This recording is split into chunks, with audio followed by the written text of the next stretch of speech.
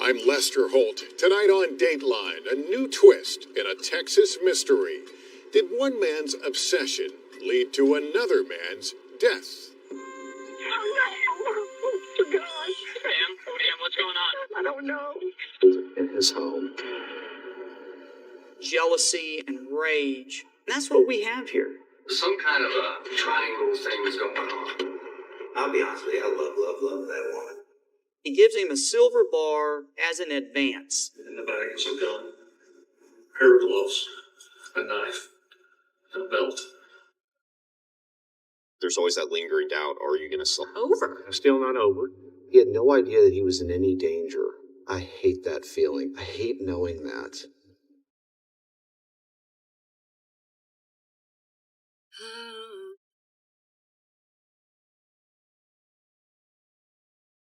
Here's Andrea Canning with Lone Star Obsession.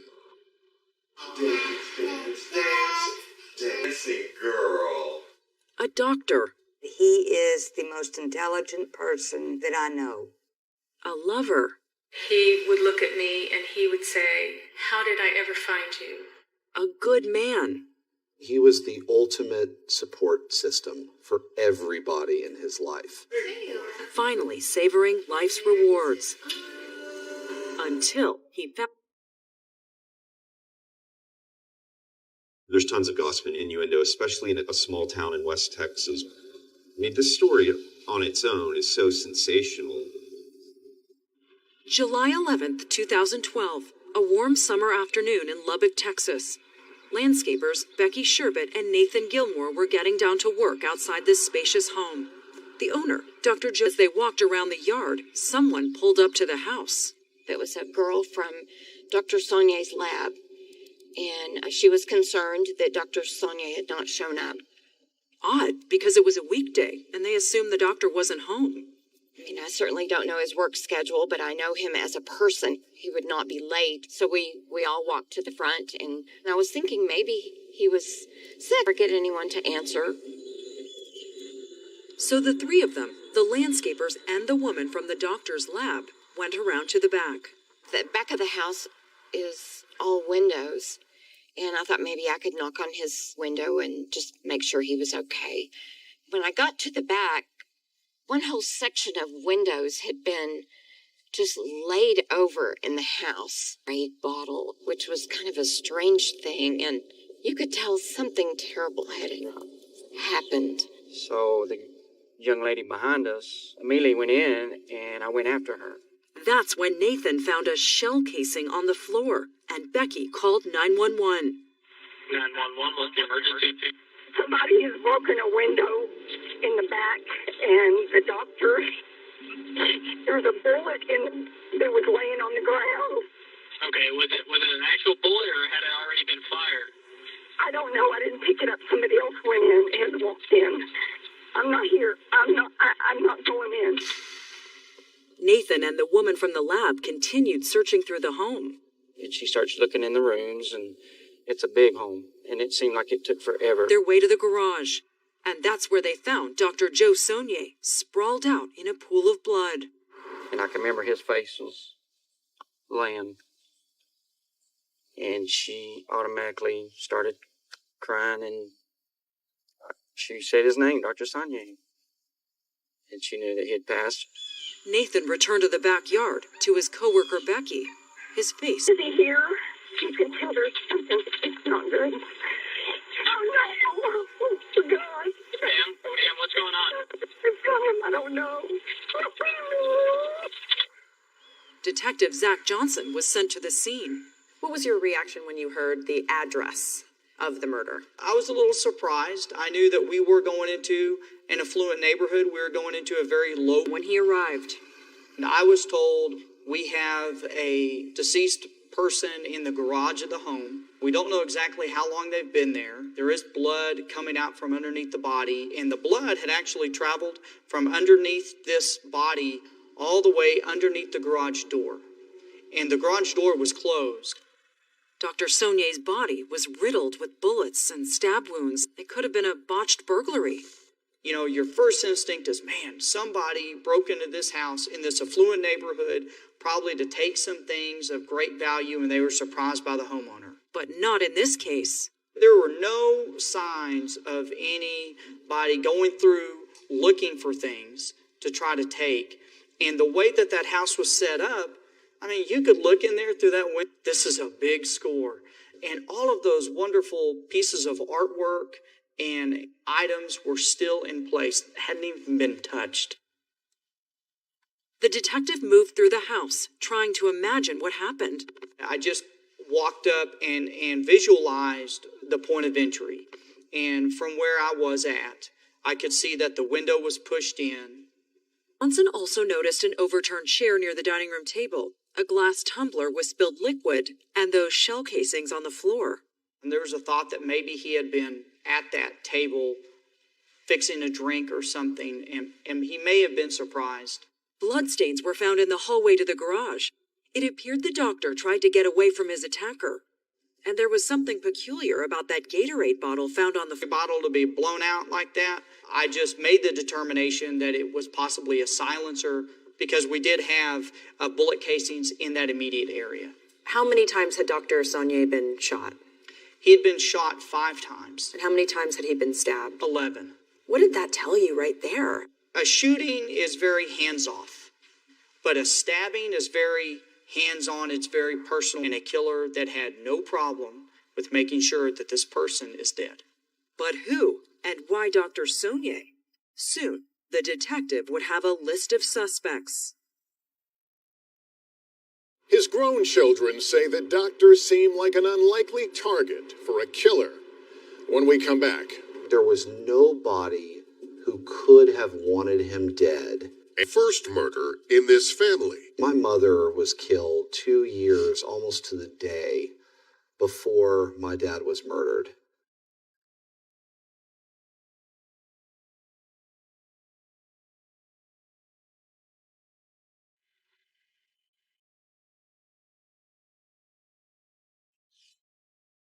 Dr. Joe Saunier was handsome. Well, Texas was a crime scene. The doctor's body found in a pool of blood in his otherwise pristine garage. How big was this case here in Lubbock, Texas? It was probably the biggest high-profile case in Lubbock in recent memory.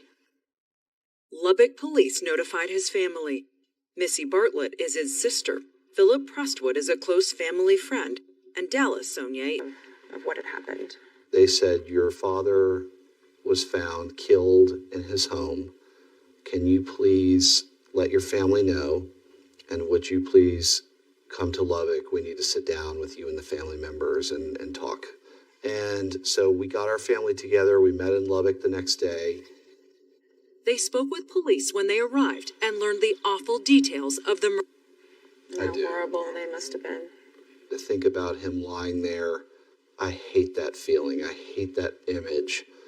I hate knowing that. It's a big boy. And adding to the pain. He was on the cusp of retirement age, spending time with his grandkids, travel the world, and it was just all taken away. What's this? Dance, dance, dance, dance, dance, dance, dance. Happy feet. Joe Saunier was a man of means by the time he was killed, but it wasn't always that way. We weren't poor, but just regular. Walked to school. He didn't have a car in high school. Went to public schools, public colleges. Young age? Yes. And when he grew up, Joe Saunier went to medical school, had a successful career, and a marriage that gave him a beautiful family. What was he like as a dad? He kind of had one rule. If you made A's and you were a respectful person, that you really didn't have any other rules. And we had a blast. We had a blast growing up. Philip Prestwood's life around. At one point in my life, my dad wasn't in the picture, and I didn't adjust to that very well. He took me in as a son, and, I started doing fine in school and acting like a grown-up. In 2001, Joe suffered a blow he never saw coming. His wife left him for another man. And it floored him. It knocked him down a rung emotionally. And so he found himself in his college and starting their adult lives. And that's when Joe decided to make a change. He remade his image after the divorce. He picked up a hobby that turned into a passion. Ballroom dancing. It was social, challenging, and he was good at it. I think that's probably why he liked the ballroom scene, is because he was making friends quickly. In 2004, but she stopped teaching him and began dating him. They were together off and on until 2011. He was a gentleman through and through. He opened doors, pulled out your chair, put on your coat. There's not a lot of men out there like that anymore. The true gentleman, the chivalry. No, there's not. He was a total package. He really was. He was a gentleman in every way. We always danced, meaning that if we were in a store shopping, they always play music in stores. And we would just break out into a dance right there in the middle of the store, and the salespeople loved it. Dance remained a mainstay of Joe's social life. You can see him here in this video. He loved to do every style of dance. And I roll in. Debler, dancing 6 nights a week, taking lessons and joining dance parties. He was good for business, she says. It helped. A lot more people would come out here and dance while he was here because people loved him. People loved being around him. And then one day, in 2011, after he broke up with Trish, Rochelle Shatina walked in the door. Rochelle was 49 years old and a divorced mother of 4. Every time I saw them, they were smiling and laughing and joking around with each other. They'd only been going out a few months when Joe put her to the ultimate test, the meet my kids date. My dad told us that he had been dating a new woman and he wanted to bring her over to a barbecue we were at. I thought she was sophisticated. I thought she was kind. I thought she was lovely. Been together for close to a year when Joe was savagely killed in his own home. Now, everyone in Joe's life was struggling to understand what happened. There was nobody who could have wanted him dead in his personal life of friends and relatives and neighbors and things like that. This was devastating enough.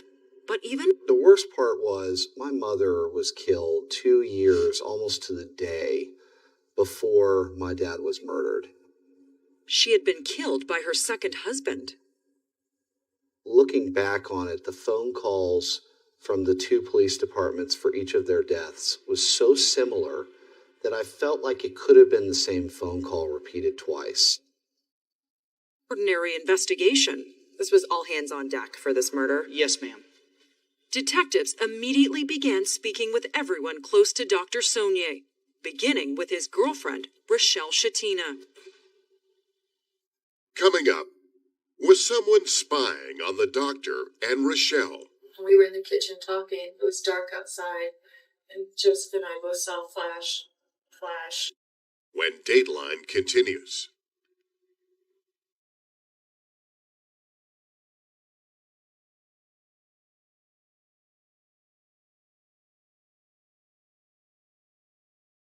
As Detective Johnson was surveying the crime scene, Rochelle Shatina, Dr. Joe Saunier's girlfriend, arrived at his home.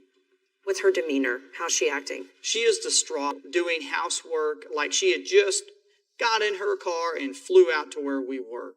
He asked Rochelle to come to the police station. She was barely able to contain her tears as she spoke about Joe.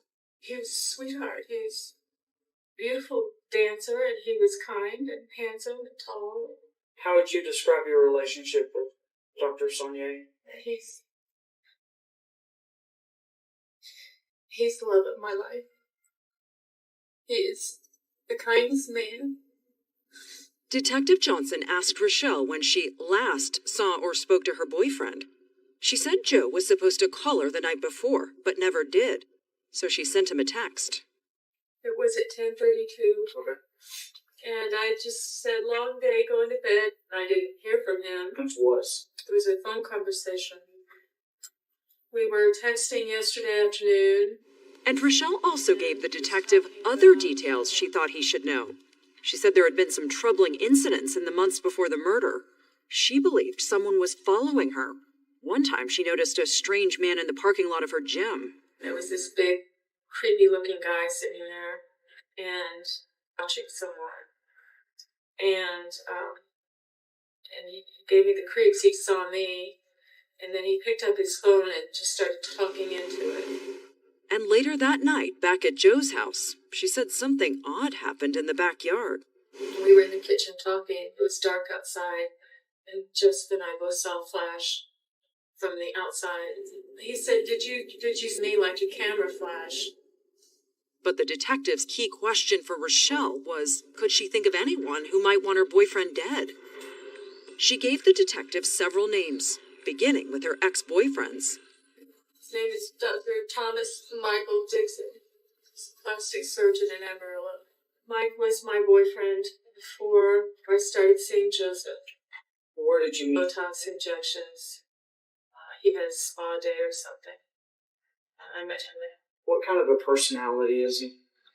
He is a very smart man. I'd say he has I don't want to say a temper, because he doesn't really, he's just he can be mean-spirited.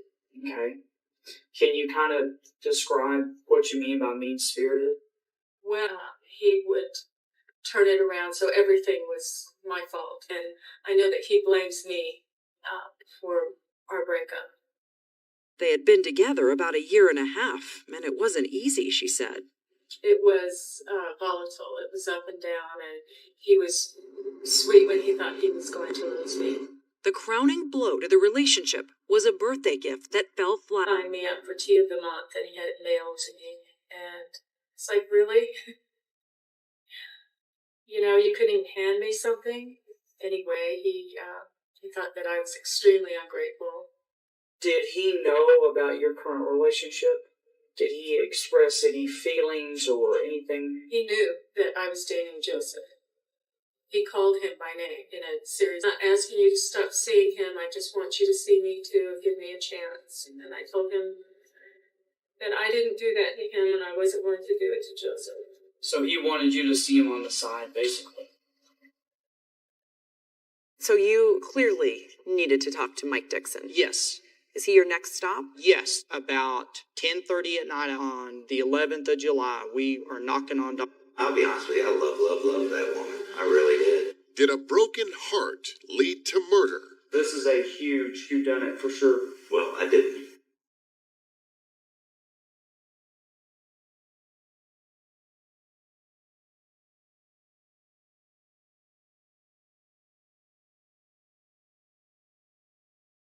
Just hours after Joe Saulnier's bungalow to speak to Mike Dixon.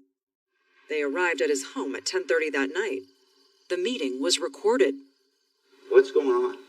Well, we've had a homicide in Lubbock, Texas today. Okay. And it involves a doctor Okay. that is well known to you and your ex-girlfriend, Rochelle.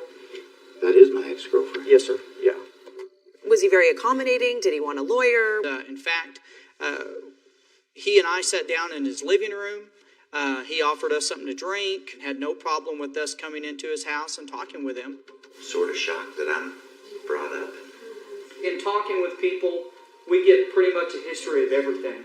Okay. Who they've been with and all of No, that. I hear you. And then we've got to run down names and all of that.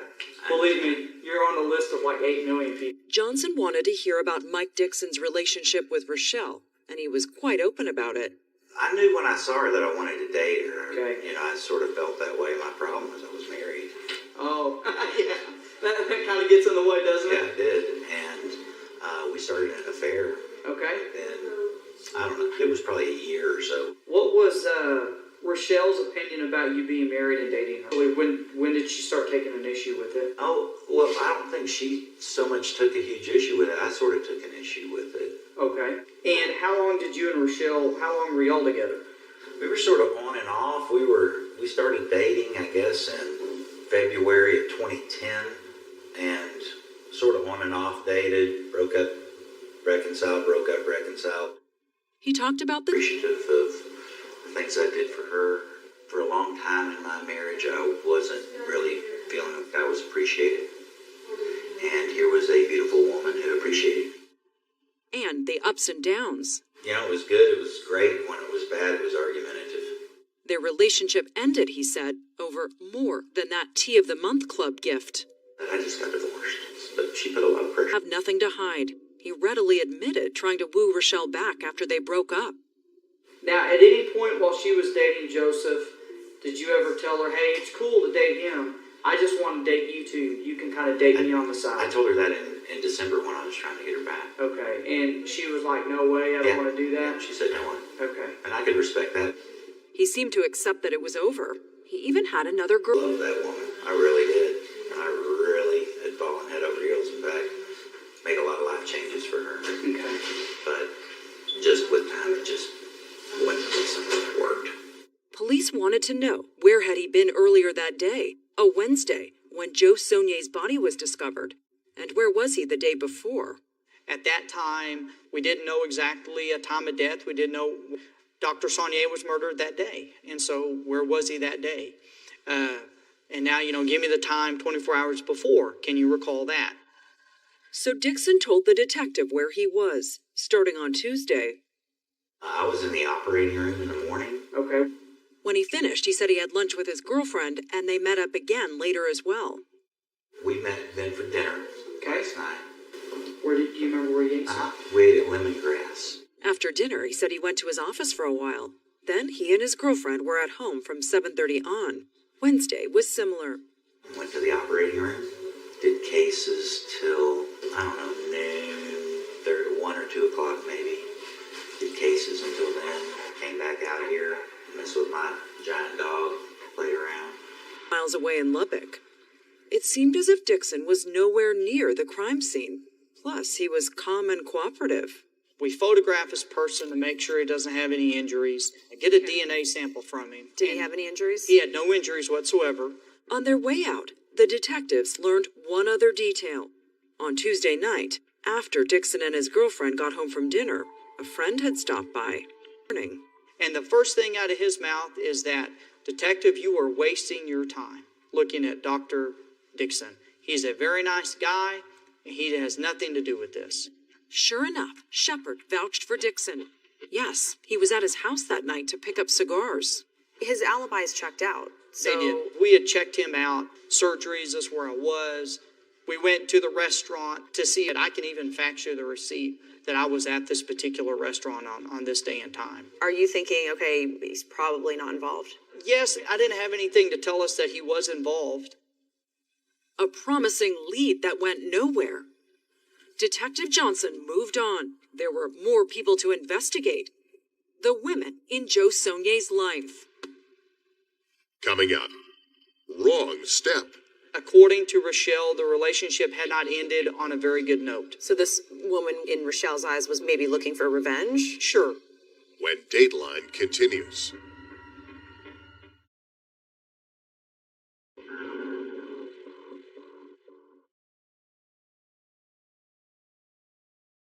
Rochelle, anything and everything that you can tell us? That first night, she suggested he talk to her ex-boyfriend, but that didn't pan out. He had an alibi. Plus, he was a respected doctor who had never even met Joe Saulnier. Now, the detective focused on some other possible leads Rochelle had mentioned. Months before Joe died, Rochelle received a bizarre letter. It was from someone Rochelle had never heard of, a woman named Tina. She met Joseph on it, sex for money, basically. And, she and her daughter lived in this place, and Joseph hasn't been paying, and she's going to lose her place. The money stopped, Tina's letter said, and she was angry. She trusted him because he said he was a doctor, and that she said, I hope this hurts him as much as he has hurt us. Joe I paid for sex in my entire life. And he said, this is obviously someone trying to drive a wedge in between us. Joe also told his family about the letter. My dad's only reaction to that letter, immediate reaction, was, that is not me. Take that letter to the police right now. He was serious. Because he was innocent of anything that letter stated. That letter had been postmarked in Lubbock. But since the mysterious woman gave no last name, there wasn't much to go on. So Johnson turned to two other women who Rochelle thought might have a reason to harm Joe. They were less mysterious. They both had actually dated the doctor. One was an old flame who couldn't get over their breakup. So upset, she continually left messages, sometimes full of vulgarity. Call to the point where he's had to hang it up or had to turn off the ringer. And then Joseph would get these horrible text messages, calling him, when, you're such a and whatever. And the next day it was like, hi, do you miss me? Do you know when the last time he received any communication from her? Wasn't that long ago. So if I can't have him, no one can type Correct. motive?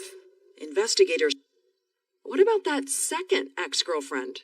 Who's this other person that you think could have done this? Rochelle told the detective that relationship ended just before she met Joe. And they had an on-again, off-again relationship for about 7 years. She wasn't happy about it. Has he ever complained to you, she will not leave me alone? And she kept calling and calling. And finally, I think about a month ago, space, and I think you just need to back off. And she started crying, and she said, I just wish we had another chance. And I don't know what else was said because I didn't want to ask too many questions. Do you recall, if she expressed any violence or anger towards him, or was it more of a just please take me back, take me back? What I got from Joseph was just please take me back, but I don't know. He wouldn't have told me. He wouldn't have? Okay. According to Rochelle, the relationship had not ended on a very good note. So this woman, in Rochelle's eyes, was maybe looking for revenge? Sure. Yeah, revenge. Maybe she wanted to get back with him. And he told her, no, I'm in love with Rochelle. A lot of those were pretty credible reasons that we had to consider. This woman was Trish Berlanga. You'll recall called police when she learned about the murder, offering to help. What kind of questions are they asking you? Well, of course, where I was. Did I want to see him dead?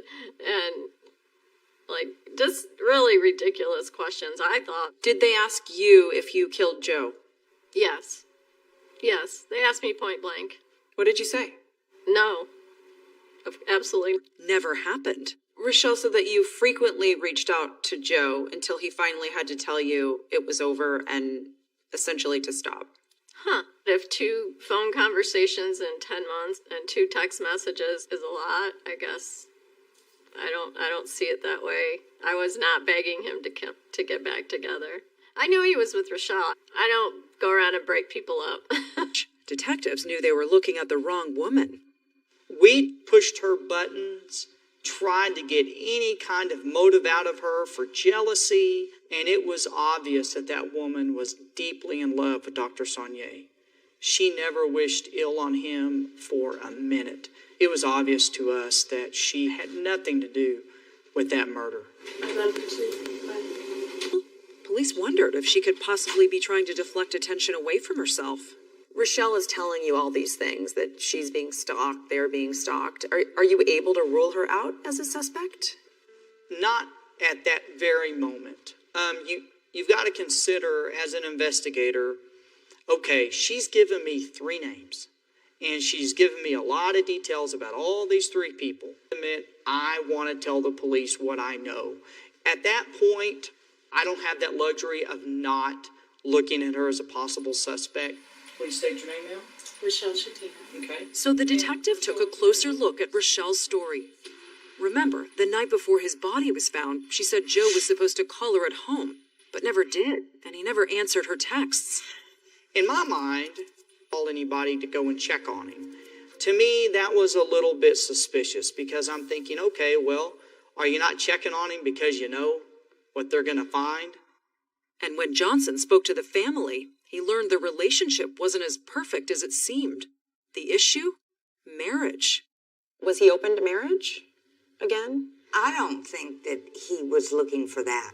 He would explore the world, explore women. I don't think he wanted to settle down. Was Rochelle content with just, being boyfriend and girlfriend and just enjoying life? Based on what Joe told us repeatedly and how stressed out he was, no, she was putting the clamps on him to get married. All of this raised a red flag for police. Rochelle is on your radar. Yes, she is. Knows something. In this case, someone seemed to know everything. He's been relating these stories to me about this thing that he did.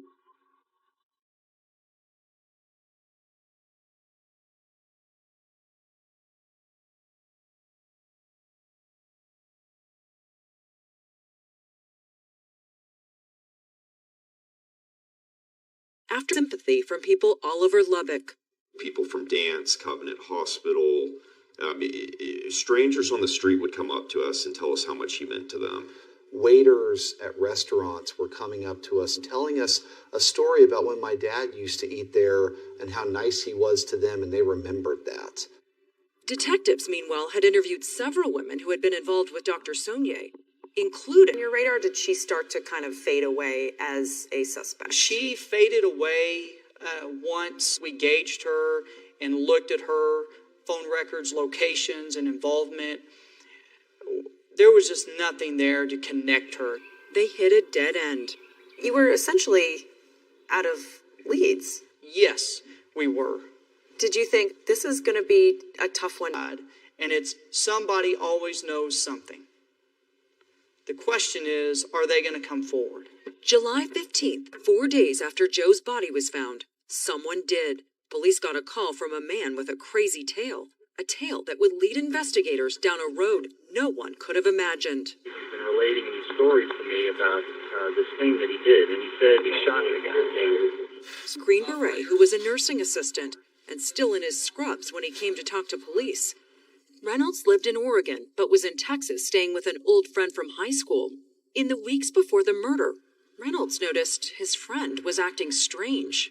You know, he kind of started in with just weird talk. He claimed that he had been to Grenada, and done this special op, He was like, yeah.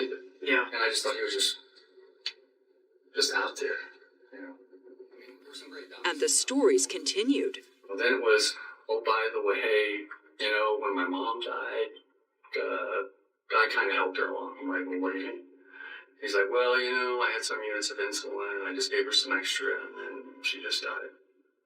Then it got worse. The friend tried to kill himself. After he did the suicide attempt, then it was, I just don't want to be this bad, awful person anymore. I don't want to hurt people anymore. He's like, all I think about is killing people. He's like, I just want to kill people. And he told me, I have this list of 40, 50 people. And that's when he told Reynolds that he shot a doctor in Lubbock. He was sitting there or something, and that the guy, this doctor, knocked on this window. Or somehow the two connected. I don't know what happened. He just got up, he had this gun, and he shot the guy. And then he said something about pushing in a window. He said he just went right through the window. And I was like, okay.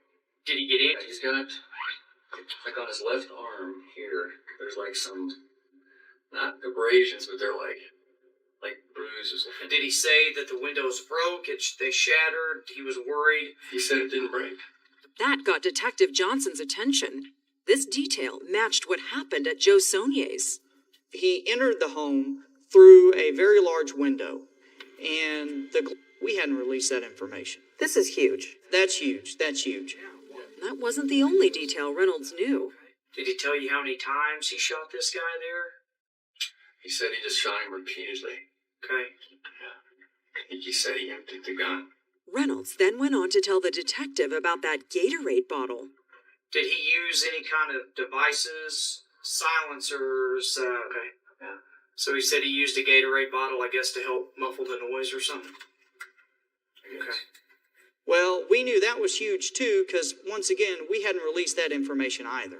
So these are all little details. There's no way someone could know who didn't have inside knowledge. That is correct. That's correct. And there was more. Reynolds said someone else was involved in the murder. Some people were names the detectives had already heard before. Coming up, a motive for murder. There was some kind of a triangle thing was going on. With a shiny payoff. It was going to be 3 bars of silver. When Dateline continues.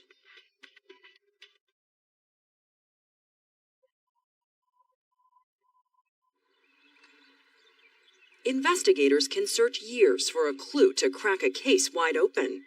Some get a lucky break from out of nowhere. And that's what happened to Detective Zach Johnson in the Joe Saunier murder investigation. You said yourself, someone always knows Somebody something. always knows something. And there was your someone. And there was our someone that came forward with the information. That someone was a guy named Paul in Lubbock. And who was his friend? He was a man police learned about the first night of their investigation. His name was Dave Shepard. What does your jaw do when you hear the name David Shepard? I couldn't believe it. And I was like, I think we got him. I think we've got good information. Nobody knows this. And Reynolds had more for the detective. Did he go into any other details? Why did he do this? Some kind of a triangle or like triangle things going on. Like love triangles? I'm not sure. Yeah, okay. And there's some doctor, a doctor in Lubbock. Okay. And a girlfriend. Okay. That the two of them had in common. The doctor and Dave? The two doctors. Okay. Guess who was also involved? Someone the detective already knew. Dr. Mike Dixon. Dixon, remember, dated Rochelle before she met Joe Saunier. They were the doctors in that love triangle. I was like freaked out by the whole thing. Reynolds then made a vague but ominous connection between Doctors Saunier and Dixon. Something happened between these two. Think that he needed to avenge Mike. And apparently Dixon was not only going along with it, but he was going to pay him to do it. Okay. Yeah. Sort of shocked that I'm brought up. The detective, you'll recall, talked to Dixon hours after Joe Saunier was found murdered. This is a huge whodunit for sure. Well, I didn't. Spidey sense was going off. Yes, there were a lot of issues here that happened during this time with him. But I don't have any probable cause to go and investigate this man any further. For instance, that night when the detective interviewed Dixon, he didn't mention that Shepard had dropped by to pick up those cigars. That information came from Dixon's girlfriend, and he acted strange when asked about it. Then he collected himself, and we're back to his name is Dave Shepard. Why do you need to know about him? Now, that answer made sense. Because he knows that David Shepard is involved in the murder. And he doesn't want me to link on to Dave Shepard and to talk to him. And there was another part of Reynolds' story that added a critical detail to some Saunier. He's been watching this guy. For how long? For weeks, apparently. Was he watching him there in Lubbock? I assume so. Okay. Yeah. Did he tell you how he was watching him? Apparently he was in this guy's yard. Detective Johnson thought back to that flash Rochelle said she and Joe saw one night at his house. It was dark outside, and Joseph and I both saw a flash. And watching her in the parking lot outside her gym. There was this big, creepy-looking guy sitting there. Dave Shepard was a big guy, well over 6 feet tall, and some 300 pounds, so it could have been him. Even at night, I could see the man inside the car because... And it wasn't just Rochelle who thought someone was watching her. Deborah Hollowell, the dance instructor, told investigators she noticed a stranger watching her studio from over there. It was the studio where Rochelle and Dr. Saunier went dancing. I would see him outside quite often when I would take my smoke breaks, hiding behind a semi-truck. I felt like he was just really staring over our direction. Her description could fit Shepard as well. She said he was big and shaggy. He was just staring, and that gave me such a bad feeling. But another detail Reynolds had for the detectives. The handsome reward Shepard said Dixon offered him to kill Dr. Saunier. And it was going to be 3 bars of silver. Okay.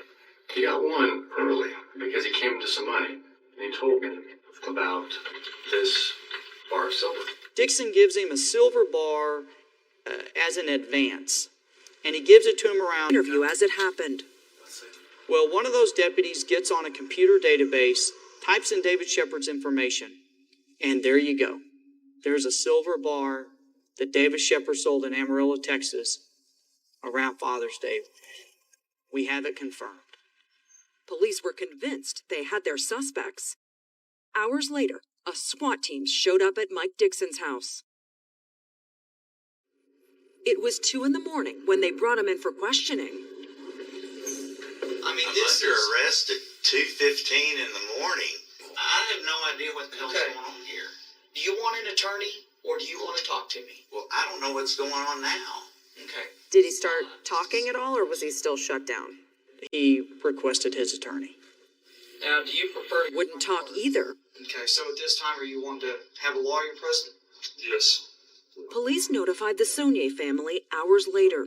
It was the day of Joe's funeral. They told me that they had arrested David Shepard and Mike Dixon for my dad's murder. So it made the funeral slightly easier for us as a family because justice was on its way.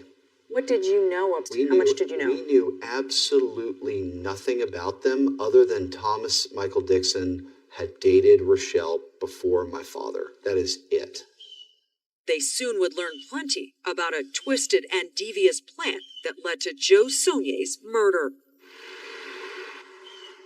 Coming up, double trouble from a very odd couple. Dr. Dixon was David Shepard. He was a con man. His life was just tanking.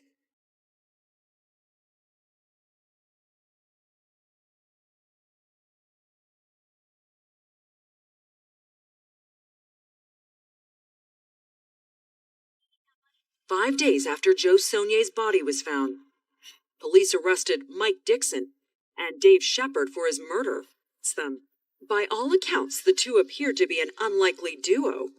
What were you learning about Dr. Mike Dixon? Dr. Dixon was very well educated. He had a successful business up in Amarillo. He was probably the best hand surgeon between Amarillo and Dallas. He was extremely motivated in what he wanted to do, and he worked my whole life to build what he ended up creating. He was a fantastic plastic surgeon. He kind of taught me, once you see something, no matter how hard it is, no matter how hard you have to work, you can get it. You can achieve those things. And he set an example for his son. Andrew says his dad worked tirelessly to build his successful practice. It also included cosmetic services. At one point, he even had his own talk show. I get the patients that come in and loved him. Not just for the way Dixon made them look, he says, but how he treated them too. If people couldn't afford things or needed help, he was there to help them. And I remember at Thanksgiving, we would always load up food and go to his patients that didn't have a lot of family. So we would come in and bring them food and talk with them for a little while. And he was there for them and he cared about them. Then there was Dave Shepard, Big Dave as he was known, the Pulse Man. What did he do? What was his story? David Shepard, he was a con man, is what we came to learn about him. He had tried several business ventures for himself, anywhere from real estate to pharmaceutical sales. Personally, his life was just tanking. As soon as he came into money, he got rid of it, he spent it. He'd known Shepard since they were teenagers. How would you describe his personality? Dave is a guy who can be very bombastic, outgoing, pompous, arrogant, obnoxious kind of thing. Big Dave was known for the tall tales he told. Was he full of you-know-what? Yes. He bragged about jobs he never had. Let's run down some of the occupations that... What he claimed to be at one time. True or false? I believe that to be false. Okay. Sheriff's deputy, I believe it was Potter County. He even had a badge in his possession. True or false? That was false. He claimed to be a very successful businessman in every business venture that he had. That was false as well. He was a person that liked to put on a facade that, hey, I'm on the up. From living large, he spent time at cigar shops, strip clubs, and martini bars. Detective Johnson learned more about him from one of his bar buddies. He portrayed himself as having money. He would always try to dress nice, and he'd smoke a lot of cigars. But I found out after about 6 months from knowing him, didn't have the money that he portrayed. So what brought the deadbeat and occasionally at smoke shops in Amarillo? They became friends around 2010 when they both went through divorces. And they kind of bonded over that poor misfortune, I guess. Shepard's bar buddy told the detective he heard Shepard rave about Dixon. He was always saying how much he liked him and how good of a guy he was. And it was one of those deals where it's like, oh, well, Dixon does this, and he... When you would see them together, Dave and Dixon, what kind of places did you see them together at? Strip Club Cassidy's. Okay. It was only at Butler's Martini Bar or Cassidy's is whenever I'd see them two together. Okay. The two friends became business partners in 2011 when Shepard had another one of his big ideas. In his interview, Reynolds said he was in on it briefly as well. And the deal is this Mike Dixon guy was going to be his medical director. Andrew Dixon remembers meeting Shepard twice, once in a restaurant with his dad when they told him about that new business idea. Didn't seem anything too off by the guy, but I didn't really have a lot of communication with him. I didn't have a lot of time to spend around him, so I couldn't really formulate a good opinion about him.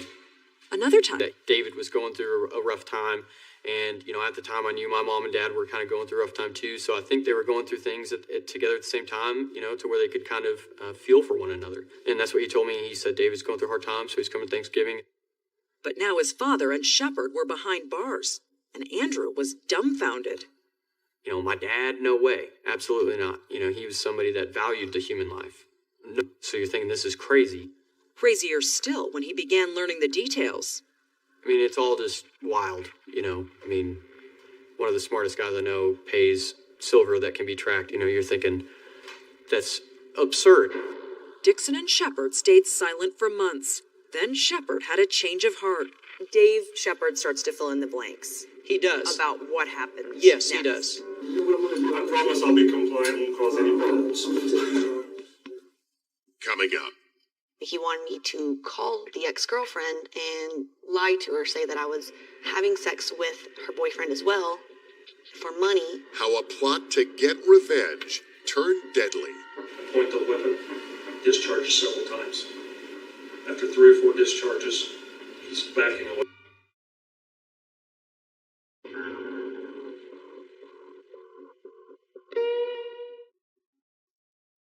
Already 3 months after Joe Saulnier's murder, Big Dave Shepard was in a police interview room, ready to tell all. He cut a deal with then District Attorney Matt Powell. What the deal was is basically him tell the truth if we about parole and waive the death penalty. Where were you during his confession? I was in a different room watching it. Watching as Shepard told detectives how his bromance with Mike Dixon started. He's quick-witted. I'm kind of a sassy smartass, and we just kind of hit it off. And how they began spending more time together while they both went through their divorces. We'd go out and have a drink, have a cigar.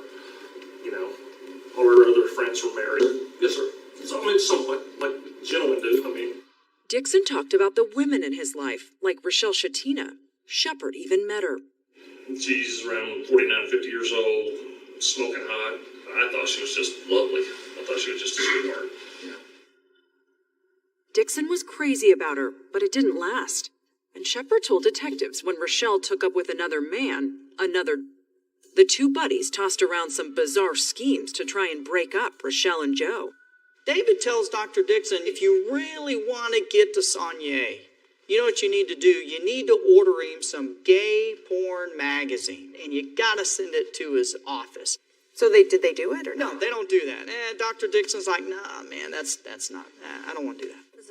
Another scheme they concocted club named Sheena Teague. Detectives spoke to her. So did we. He has a proposal for you. He said that his friend Dr. Dixon had been dating a woman and that she was now dating a doctor in Lubbock, and he wanted me to call the ex-girlfriend and lie to her, say that I was having sex with her boyfriend as well for money. I more laughed it off and told him that I would think about it. When you said you'd think about it, did he just drop it right away? Yeah, we just kind of left it there. He never asked me again. I think he got the gist that I wasn't going to do it. That idea sounded similar to that letter Rochelle received from someone named Tina. Remember, she alleged Joe paid her for sex. Police hadn't found her since she gave no last name. Now, they thought the letter might have come from Dixon and Shepard had more. He required me to spend more and more time by Dr. Saulnier's house to try to pick him up and what his habits are. He said Dixon sent him to Lubbock repeatedly to spy on Rochelle and Joe. He tells me that Rochelle and her paramour, Dr. Saulnier, take these dance classes. And he showed me where the dance were stalking these guys, months and months before the murder took place. And detectives wanted to know how Dixon's obsession turned from merely creepy to downright diabolical. Tell me how he told you, or how y'all discussed killing Dr. Saulnier. Initially, he wanted somebody to break a home invasion or robbery. And you're talking about breaking into Soigné's house. While he's there or when he comes home. This is go time. We're not turning back. And Dave's like, oh my God, he wants this man dead. Shepard said he then realized he would be the hitman for his friend Dixon, and he described step by step how he did it. Shepard said he got to Lubbock around 4 in the for the doctor to come home.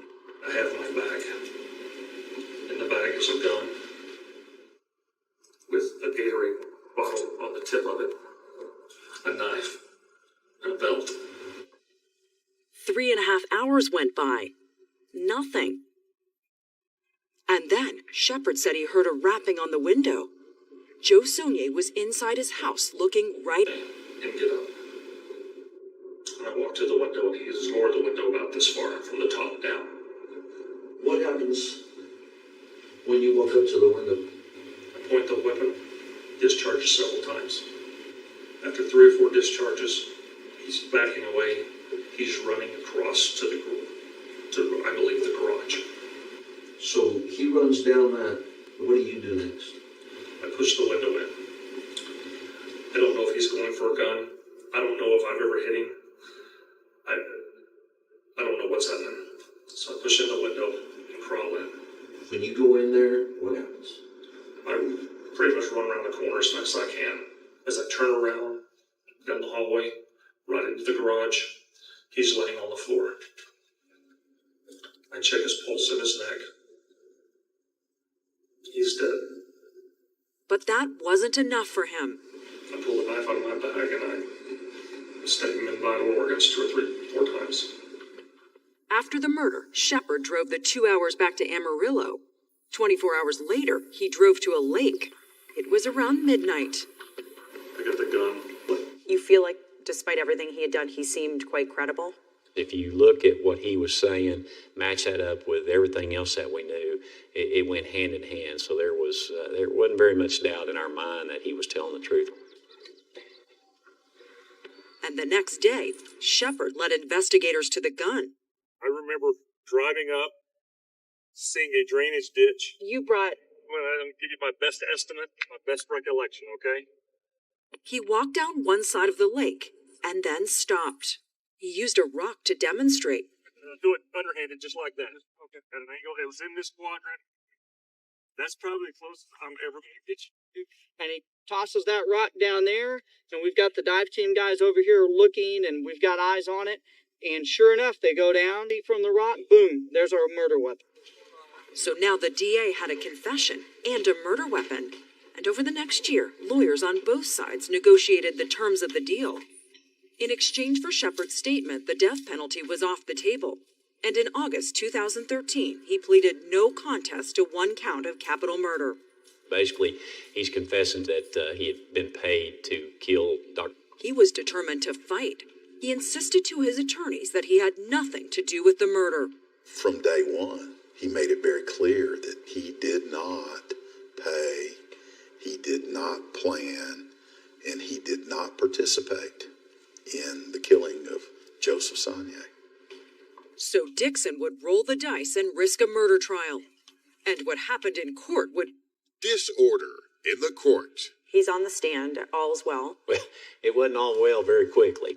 If there was probably ever a time in Lubbock County to have a camera in the courtroom, that might have been it.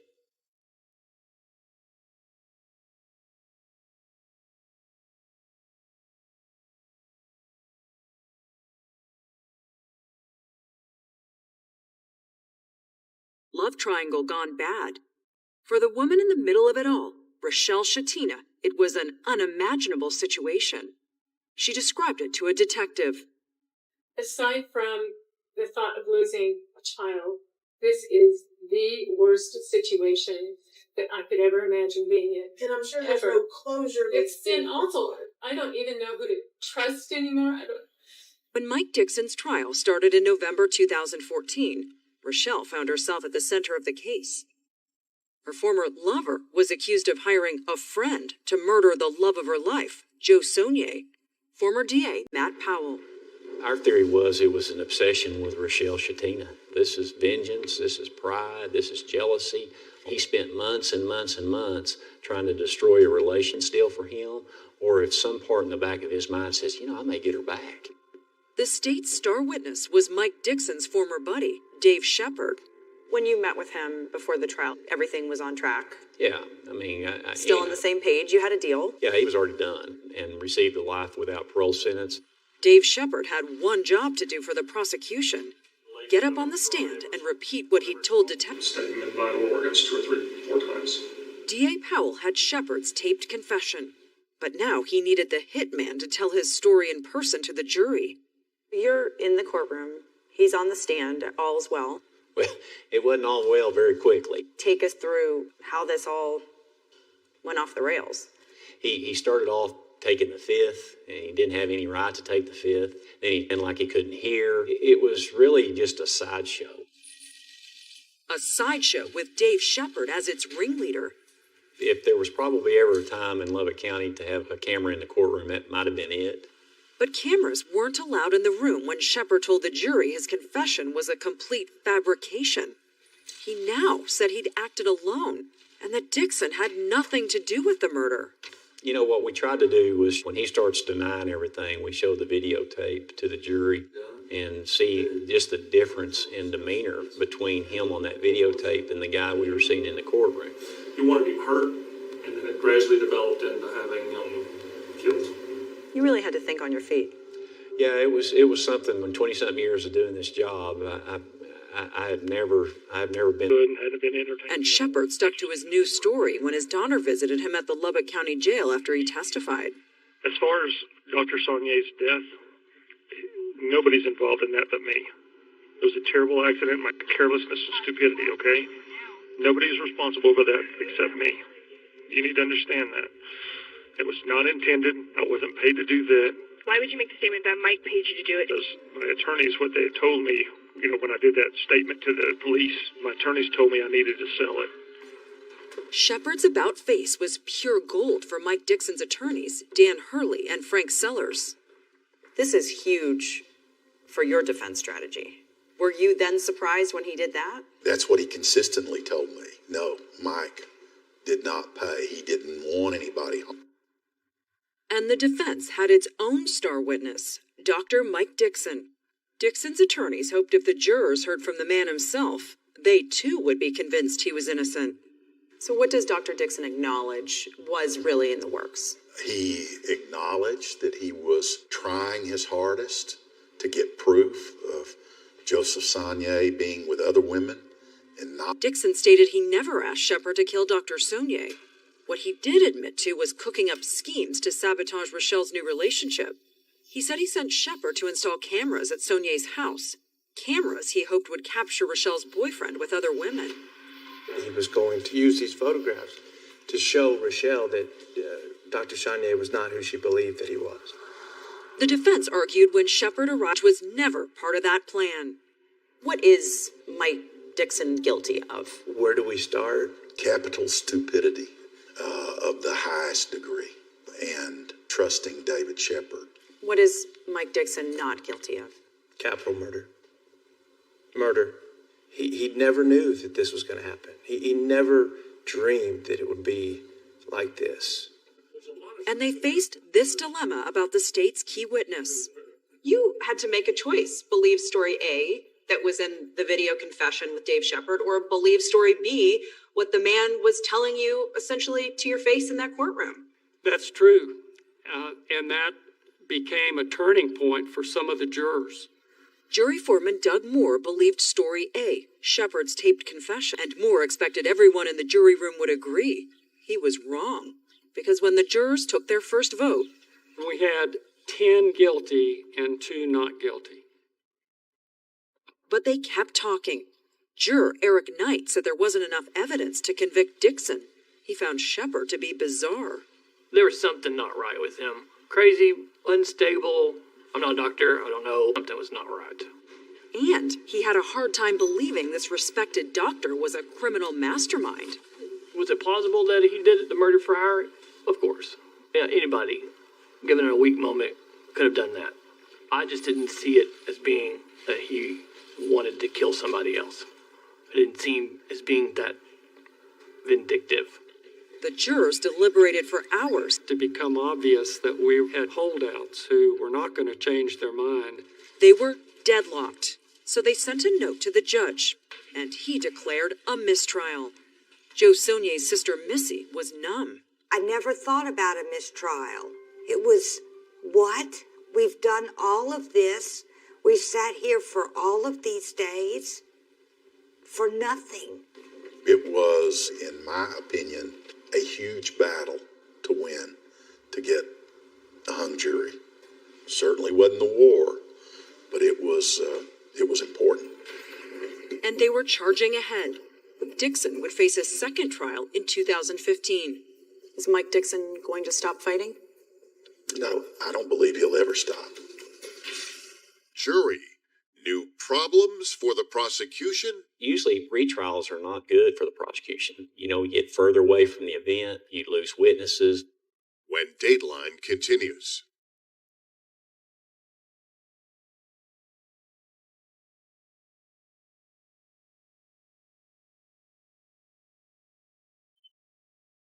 On October 26th, after a hung jury, Dr. Mike Dixon was back on trial. The once prominent plastic surgeon was accused of hiring Dave Shepard to murder Joe Saulnier. For Saulnier's family, it was time to put on their game face. I decided before the second trial that we should be confident as a family and support the DA and really push this thing forward.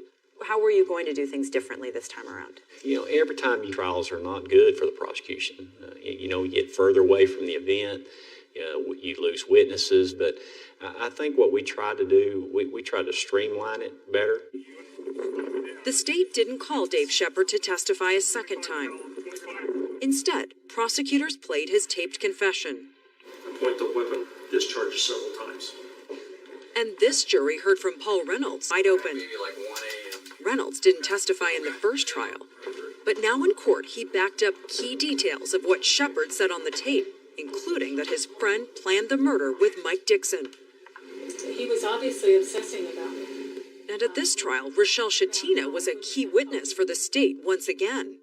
I think she painted a picture of Mike Dixon. It was important for her to testify. There was no... He was just emotionally cruel. Rochelle painted a dark picture of Dixon. She shared a similar one with detectives. He'd pick out your weak point, and then when he could, he would use it against you. He was just mean. He was a mean man, and he presented himself kind of like underdog, as the mild-mannered, kind person. But he was just iron life. Rochelle said when she moved on with Dr. Joe Saulnier, she found her forever love. But Dixon didn't seem willing to let her go. He was obsessive when he was trying to get me back with him. The state also pointed to something strange Dixon did a few days after the murder. He tried to destroy messages on his cell phone. He erases the phone just to make sure. With the phone? With the phone, yes, with the phone. Dixon eventually turned his phone over to the police, and a forensic expert was able to retrieve about half of his texts. What was in those messages, the state said, proved its case. There were a series of urgent texts between Shepard and Dixon in the middle of June. Gotta happen tomorrow. I know, just need him to show. That's why you gotta stick the wire here. Why is there a wire? Why is there a time limit? Why is it important for him to show? Why is it important for if he shows up, it's over? What they were doing, D.A. Powell argued, was planning a murder. But there was no evidence of murder either in the text messages. Yeah, but are you going to put evidence in a text message that said, go kill the guy? Obviously, you're not going to do that. Instead of saying killing somebody, you need an opportunity. Get it done. On July 10th, 2012, the day of the murder, there were 37 texts and 4 calls between Shepard and Dixon. The day after, there were 21 texts, including one Dixon fired off to Shepard once detectives left his house. Just had a visit from Lubbock PD. Ash said you came by for cigars. They will see our texts and conversations. When police are just there, and then all of a sudden you're texting the murderer to lay low. But once it was the defense's turn, Dixon's attorneys, Frank Sellers and Dan Hurley, argued not one of those messages pointed to a murder for hire. A lot was made of the text messages between David Shepard and Mike Dixon. They don't look great at They face look horrible. value. Something clearly was being planned, but you don't believe that. On that phone on the ground, and you picked it up, and you looked at the text messages between Mike Dixon and David Shepard. There is no way that you would think that these are texts about a murder. No way. But if Dixon was innocent, why did he try to erase the contents of his phone? I think this is a problem people watching will have. Is I wouldn't do that. If I had nothing to hide, I wouldn't start destroying all this evidence. Everybody knows the feeling that when they get pulled over, even when it's just for speeding, and your heart drops and your adrenaline starts to rush. Imagine that on a much, much larger scale, and he's being wrapped up in a murder that he had nothing to do with, in the sense that he never wanted Dr. Saunier dead. He did have a lot to do with David Shepard, but he was terrified. The person to make the defense's case was Mike Dixon himself. So for the second time, he took the stand, and he was adamant. Dixon said he wanted dirt to make Saunier look bad in Rochelle's eyes, nothing more. He absolutely did not ever want David Shepard to harm Joseph Saunier physically. After full proof, Mike Dixon wanted Joe Saunier dead. The defense said there was none. Dixon's son Andrew was on edge. We're just hopeful that this is it, and we're going to get him back, and he's going to kind of move past this. Jury deliberations started. Then, just 2 hours later, and we were just talking, and then when they came back and said we have a verdict, and we... Coming up, the jury speaks again. All these things go through your mind. I was sobbing uncontrollably. But this case was far from over.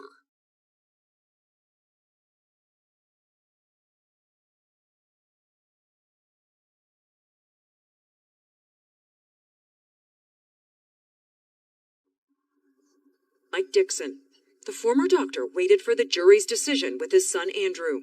We got to actually sit back there with him and talk to him. It kind of honestly helped the nerves a little bit to see how he was, and just at least be there with him. And Andrew was by his dad's side for what came next. After deliberating for a scant 2 hours, the jury announced there was a verdict. And then you're thinking, is that good? Is that bad? It was bad. Very bad. His dad was found guilty on 2 counts of capital murder. They kept saying, guilty, guilty, guilty. Yes, I found him guilty, and it was like a bad dream. But Joe Saunier's family waited years to hear that one word. I was sobbing uncontrollably. I couldn't keep it together because this was just a release, and it felt so finally. I immediately just thought, it's over. We did it. It's over. We got him. Anything to say, Dr. Dixon? Dixon, the wealthy, talented surgeon, was sentenced to life in prison without the possibility of parole. But his attorneys promised this wasn't the end. We believe that this is war, and we intend to do everything we can for the Dixon family and for Mike Dixon. That included an appeal filed in 2016, a year after Dixon's conviction. Matt Powell saw the filing as routine. I remember getting their brief, and there was nothing there that we said, oh gosh, I'm worried about that. The issues that were brought up were the same that we'd seen on Hunt. I don't know if you dismiss it, but you don't worry about it. Powell left the district attorney's office and went into private practice. And not long after, he got an unwelcome surprise. A Texas appeals court overturned Dixon's murder conviction. The former doctor would get a new trial. The thought never crossed my mind that there would be a successful appeal on the case. Collected certain cell phone evidence and restrictions on public access to the courtroom on a few occasions. And in January 2019, after 3 years in prison, Dixon was released on $2 million bond. He was a free man, but his troubles were far from over. Lubbock prosecutors filed their own appeal to a higher court. It was a Hail Mary. It's extremely rare that the court of, even a serious case like this. But the higher court did take this one, and this past January, it ruled in favor of the prosecution. Dixon's conviction was reinstated. And in April, in the midst of a pandemic, he was once again put behind bars. Is this where you take a deep breath? Yeah, I took a sigh of relief, and there's some joy there. So this is remarkably still not over. Yeah, still not over. There's other issues the court said that the appellate team for the defense could address. Which means in the future, Dixon could win another shot at freedom. Frank Sellers declined our request for a new interview because of the pending appeal. But after Dixon's conviction was reinstated, he told local media that would be granted a new trial. As for the Saunier family, they take comfort in Joe's legacy. We spoke to them after that second trial. Does he continue to guide you? Any decision in life, I like to ask or think, what would Joe do in this situation? Because he always took the right track. I think that I'm a better father, a better husband, I'm a better friend, and I hope that he is proud of me, and I know that he is proud of me. When I think about him, I think about how he always pushed himself to be the best, but most of all, I just miss my big brother.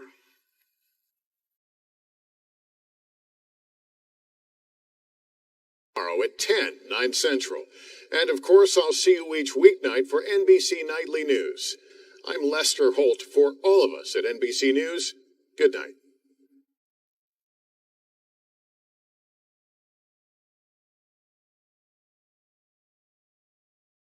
Lone Star Obsession, an analytical retelling.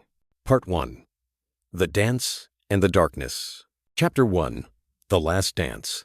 The dance floor at the Venue Dance Studio in Lubbock, Texas, was Dr. Joseph Saunier's sanctuary.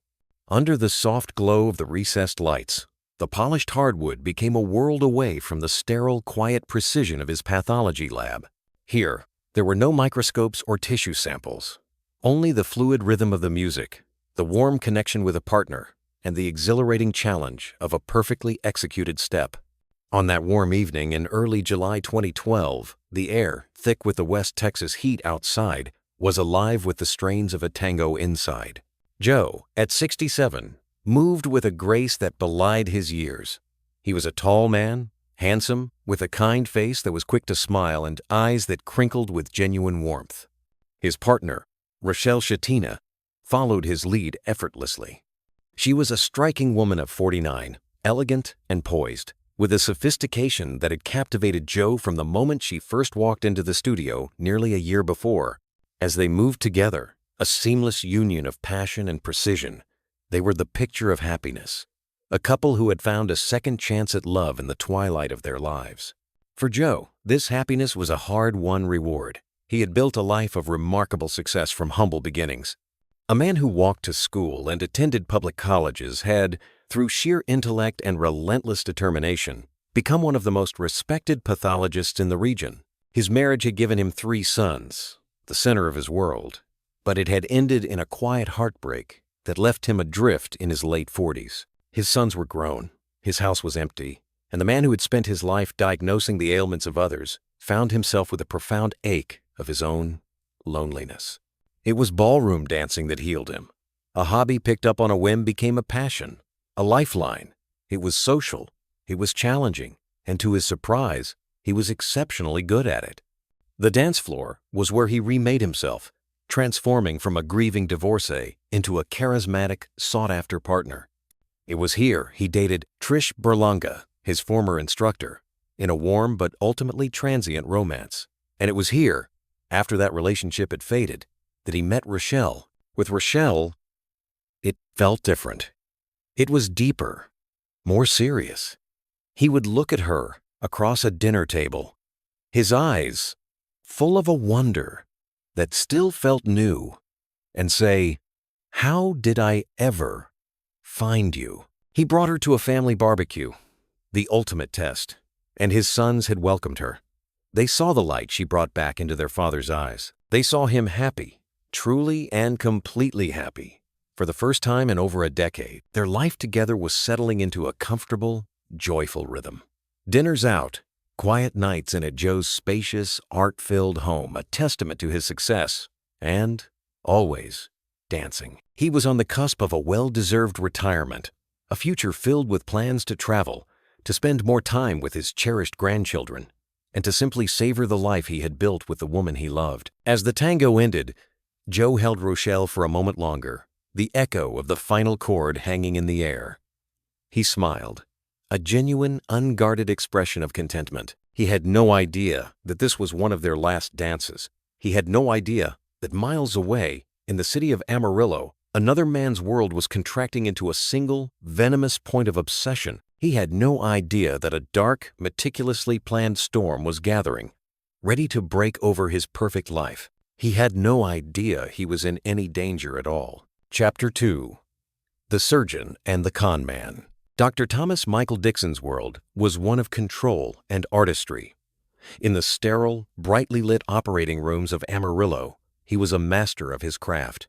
As a renowned plastic surgeon, he wielded a scalpel with the precision of a sculptor, reshaping flesh and bone, restoring confidence, and building a formidable reputation as the best hand surgeon between Dallas and Amarillo.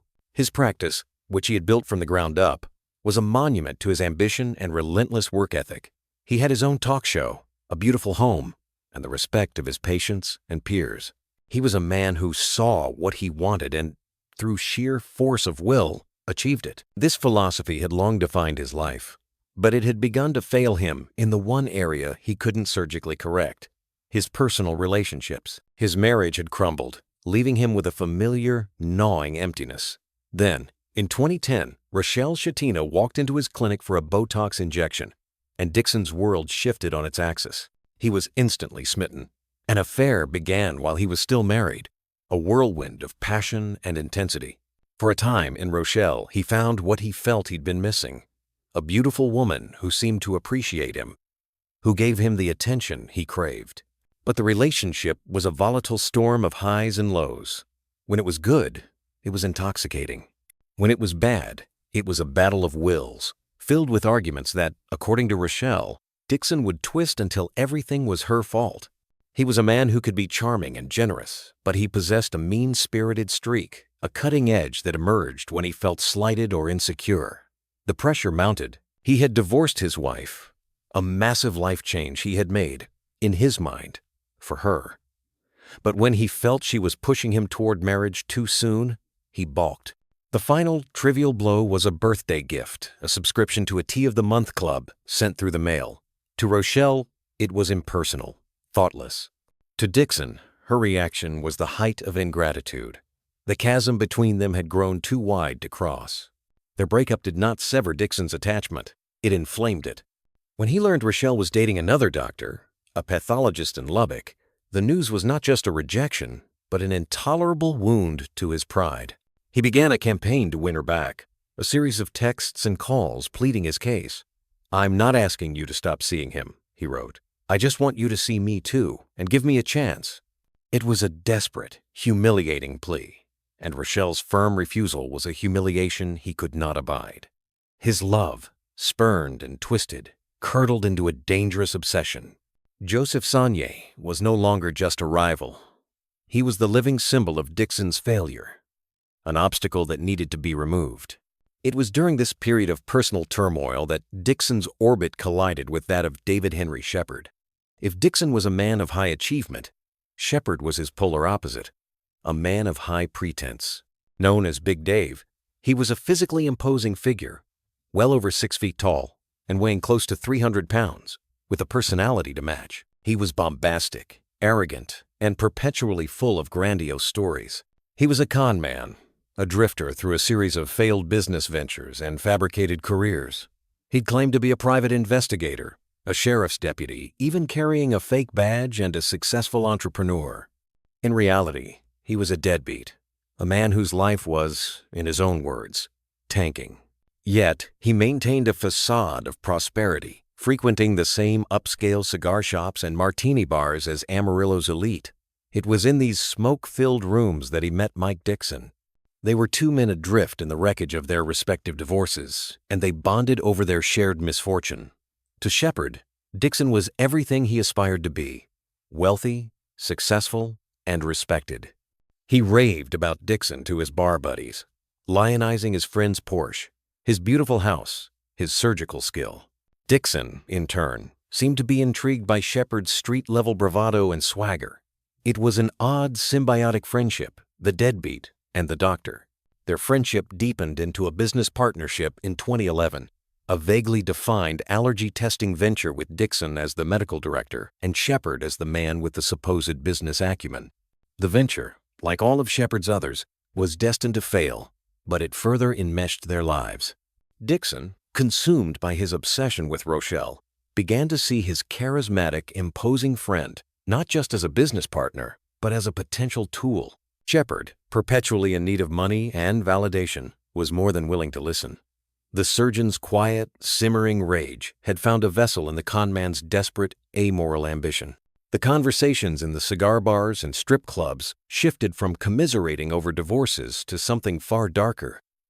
They began to talk about Joe Saunier, and they began to plot. Part 2. An Unspeakable Afternoon. Chapter 3. The House on Quaker Avenue. July 11th, 2012, dawned hot and bright, another sweltering summer day in Lubbock. For Becky Sherbet and Nathan Gilmore, it was just another Wednesday. As landscapers, their days were dictated by the sun and the soil. Their job that afternoon was at a spacious, elegant home in an affluent, low-crime neighborhood, the kind of place where the biggest disturbance was usually the drone of a lawnmower. The home belonged to Dr. Joe Saunier. As they began their work, trimming bushes and tending to the meticulously kept yard, they noticed a car pull up. A young woman got out. She worked at Dr. Saunier's lab, she explained, and was worried. The doctor, a man of unwavering punctuality, hadn't shown up for work. It was completely out of character. Thinking he might be sick, the three of them walked to the front door. They rang the doorbell. Silence. They knocked. More silence. A knot of concern began to tighten. They moved around to the back of the house, a sweeping expanse of large windows that overlooked the backyard. Maybe I could knock on his window, Becky suggested, just to make sure he was okay. But as they rounded the corner, the scene that greeted them shattered the afternoon's tranquility. An entire section of a large window wasn't broken. It looked as though it had been cleanly and forcefully pushed inward, dislodged from its frame, and now resting inside the house. It was a bizarre, unnerving sight. Peering through the gaping hole, their eyes scanned the interior. The house was immaculate, filled with art and expensive furniture, all untouched. But on the floor near the displaced window lay a single, incongruous object, an empty Gatorade bottle. Something was terribly wrong. The young woman from the lab, her worry now escalating to fear, made a decision. She carefully climbed through the opening into the house. Nathan Gilmore, hesitant but feeling a protective instinct, followed her in. Becky, wisely, stayed outside and pulled out her phone, her fingers trembling as she dialed 911. 911, what's the emergency? Somebody has broken a window in the back and the doctor did not show up for work today, Becky said, her voice strained. There was a bullet. It was laying on the ground. Inside, Nathan's eyes adjusted to the dimmer light. He saw it too, a spent shell casing glinting on the floor. Near the dining room table, a chair was overturned, a glass tumbler on its side. Its contents spilled in a dark pool. It looked like the frozen moment of a sudden, violent interruption. He and the woman began to move through the large, silent house, calling out Dr. Saunier's name. Their voices echoed in the stillness. Room after empty room, the silence grew heavier, more menacing. They searched the living areas, the kitchen, the bedrooms. It seemed to take an eternity. Finally, their search led them to the last closed door in the hallway, the door to the garage. Nathan pushed it open. The pristine order of the home ended abruptly at that threshold. Dr. Joe Saunier lay sprawled on the concrete floor in a massive pool of dark, coagulated blood. His face was turned towards them, his eyes vacant. The woman from the lab let out a strangled cry, a sound of pure horror. "Dr. Saunier!" she gasped, her voice breaking as the reality crashed down upon her. He was gone. Nathan, his mind reeling from the shock, stumbled back out into the yard where Becky was still on the phone with the 911 dispatcher. He didn't need to say a word. The color had drained from his face, his eyes wide with the horror of what he had just seen. His expression told her everything. The quiet, respectable house on Quaker Avenue was no longer a home. It was a crime scene. Chapter 4. The Detective's Instinct. Detective Zach Johnson of the Lubbock Police Department felt a jolt of surprise when he heard the address come over the radio. It was a neighborhood he knew well, a pocket of wealth and tranquility where violent crime was a shocking anomaly. As he drove toward the scene, his mind was already sorting through the possibilities. A home invasion in broad daylight? A burglary gone wrong? When he arrived, the scene was already cordoned off with yellow tape, the flashing lights of patrol cars painting the serene street in jarring strokes of red and blue. An officer briefed him at the perimeter. A deceased male in the garage. Apparent homicide. As Johnson stepped into the house, his first impression was one of cognitive dissonance. The home was a showcase, a place of taste and order. Yet, the pushed-in window, the overturned chair, and the shell casings on the floor told a story of chaos and violence. His initial theory, the one of a surprised burglar, quickly began to unravel. If you were a burglar, you would be, "Oh yeah, this is a big score," he later recalled. The house was filled with valuable art, electronics, and personal items. None of it was touched. Nothing was ransacked. The killer had not been there to steal things. The killer had been there for Doc Saunier. Johnson walked through the house, meticulously reconstructing the events in his mind. He visualized the point of entry. The large window, pushed in without shattering the glass, was curious. It suggested a degree of control, perhaps even forethought. He noted the bloodstains in the hallway leading from the dining area to the garage. It appeared the doctor had been surprised, perhaps while fixing a drink, and had tried to flee from his attacker, only to be cornered in the garage. The garage itself was a scene of unparalleled brutality. The sheer amount of blood was staggering, so much so that it had seeped under the closed garage door and onto the driveway outside. The victim had been shot multiple times and stabbed repeatedly. Johnson knew immediately what this meant. A shooting is very hands-off, he reasoned. But a stabbing is very hands-on. It's very personal, in your face. This wasn't just a murder, it was an execution fueled by a furious personal rage. This was overkill. And then there was the Gatorade bottle. It was an odd piece of evidence to find at a murder scene. Upon closer inspection, Johnson saw that the bottom of the bottle had been blown out. Combined with the nearby shell casings, a hypothesis formed in his mind. It had been used as a makeshift silencer. This was not the work of a panicked amateur. This was planned. The identity of the victim only deepened the mystery. Dr. Joe Saunier was, by all accounts, a man without enemies. He was handsome, successful, and universally liked. As the initial reports came in from friends and colleagues, a portrait emerged of a kind, generous man, a beloved father, and a respected professional. Who could possibly harbor the kind of rage required to commit such a savage act? As the forensics team worked and the house slowly gave up its secrets, Detective Johnson knew this was not going to be an ordinary investigation.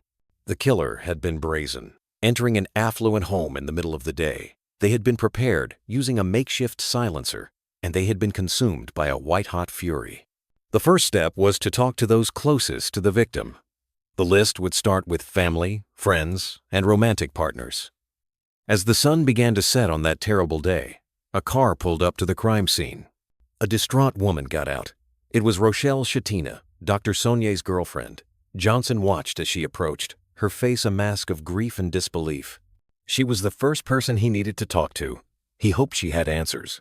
He knew, with a detective's certainty, that the key to this brutal murder lay hidden somewhere in the victim's personal life. The investigation had just begun, but the central question was already clear. Who hated Dr. Joe Saunier enough to kill him? Part 3. The Widening Gyre. Chapter 5. The Woman in the Middle. At the Lubbock police station, the air was thick with the sterile scent of antiseptic cleaner and stale coffee. Rochelle Shatina sat across from Detective Johnson, a tissue shredded in her trembling hands.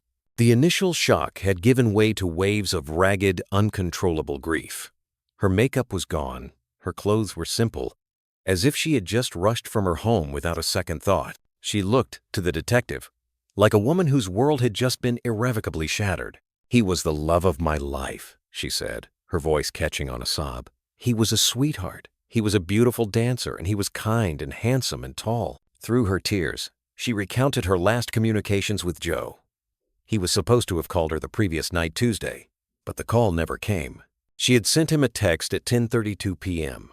Long day, going to bed, but he never replied. She hadn't heard from him all day Wednesday. Johnson made a mental note. For a woman so deeply in love, it seemed slightly odd that she hadn't become more concerned sooner. But grief manifested in strange ways, and he pushed the thought aside for the moment. He asked the crucial question, could she think of anyone who might want to harm Joe? Rochelle's grief-stricken face hardened slightly. She didn't just have a name, she had a story, a history of troubling incidents that now, in the horrifying light of Joe's murder, seemed like ominous breadcrumbs leading to this very moment.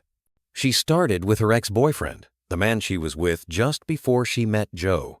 His name is Dr. Thomas Michael Dixon, she said, the name leaving her lips with a heavy significance. He's a plastic surgeon in Amarillo. Mike was my boyfriend before I started seeing Joseph. She described their relationship as volatile, an exhausting cycle of breaking up and reconciling. She painted a picture of a man who could be incredibly charming and sweet when he feared losing her, but who possessed a mean-spirited core. He was controlling, she said, adept at turning every argument around to make her feel like she was the one at fault. He blamed her entirely for their final breakup. More disturbingly, she told Johnson that Dixon knew all about her relationship with Joe. He had been unable to let her go, sending a barrage of text messages, begging her to see him on the side, even as she was building a new life with Joe. His refusal to accept her happiness with another man now seemed less like heartbroken desperation and more like a festering obsession. Then she told him about the stalking. It had been happening for months, a series of unsettling events that had left her feeling watched and vulnerable. There was the time at her gym when she noticed a big, creepy-looking guy sitting in the parking lot, staring intently at the door as if waiting for someone. He was a large, physically imposing man, and his presence had given her the creeps. Another night, back at Joe's house, the two of them were talking in the kitchen when they both saw a sudden flash from the backyard. It looked to me like a camera flash, she said. Joe had seen it too. At the time, they had dismissed it as a strange but isolated incident. Now it felt like a chilling intrusion, a violation of their safest space. Someone had been out there in the dark, watching them. Detective Johnson listened intently, his pen scratching across his notepad. Rochelle was providing him with a powerful, compelling narrative.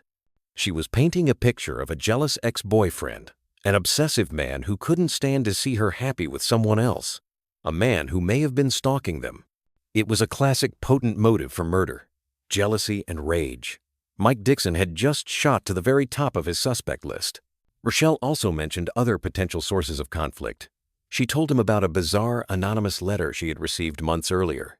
It was supposedly from a woman named Tina who claimed Joe had been paying her for sex and had suddenly cut her off, leaving her and her daughter destitute.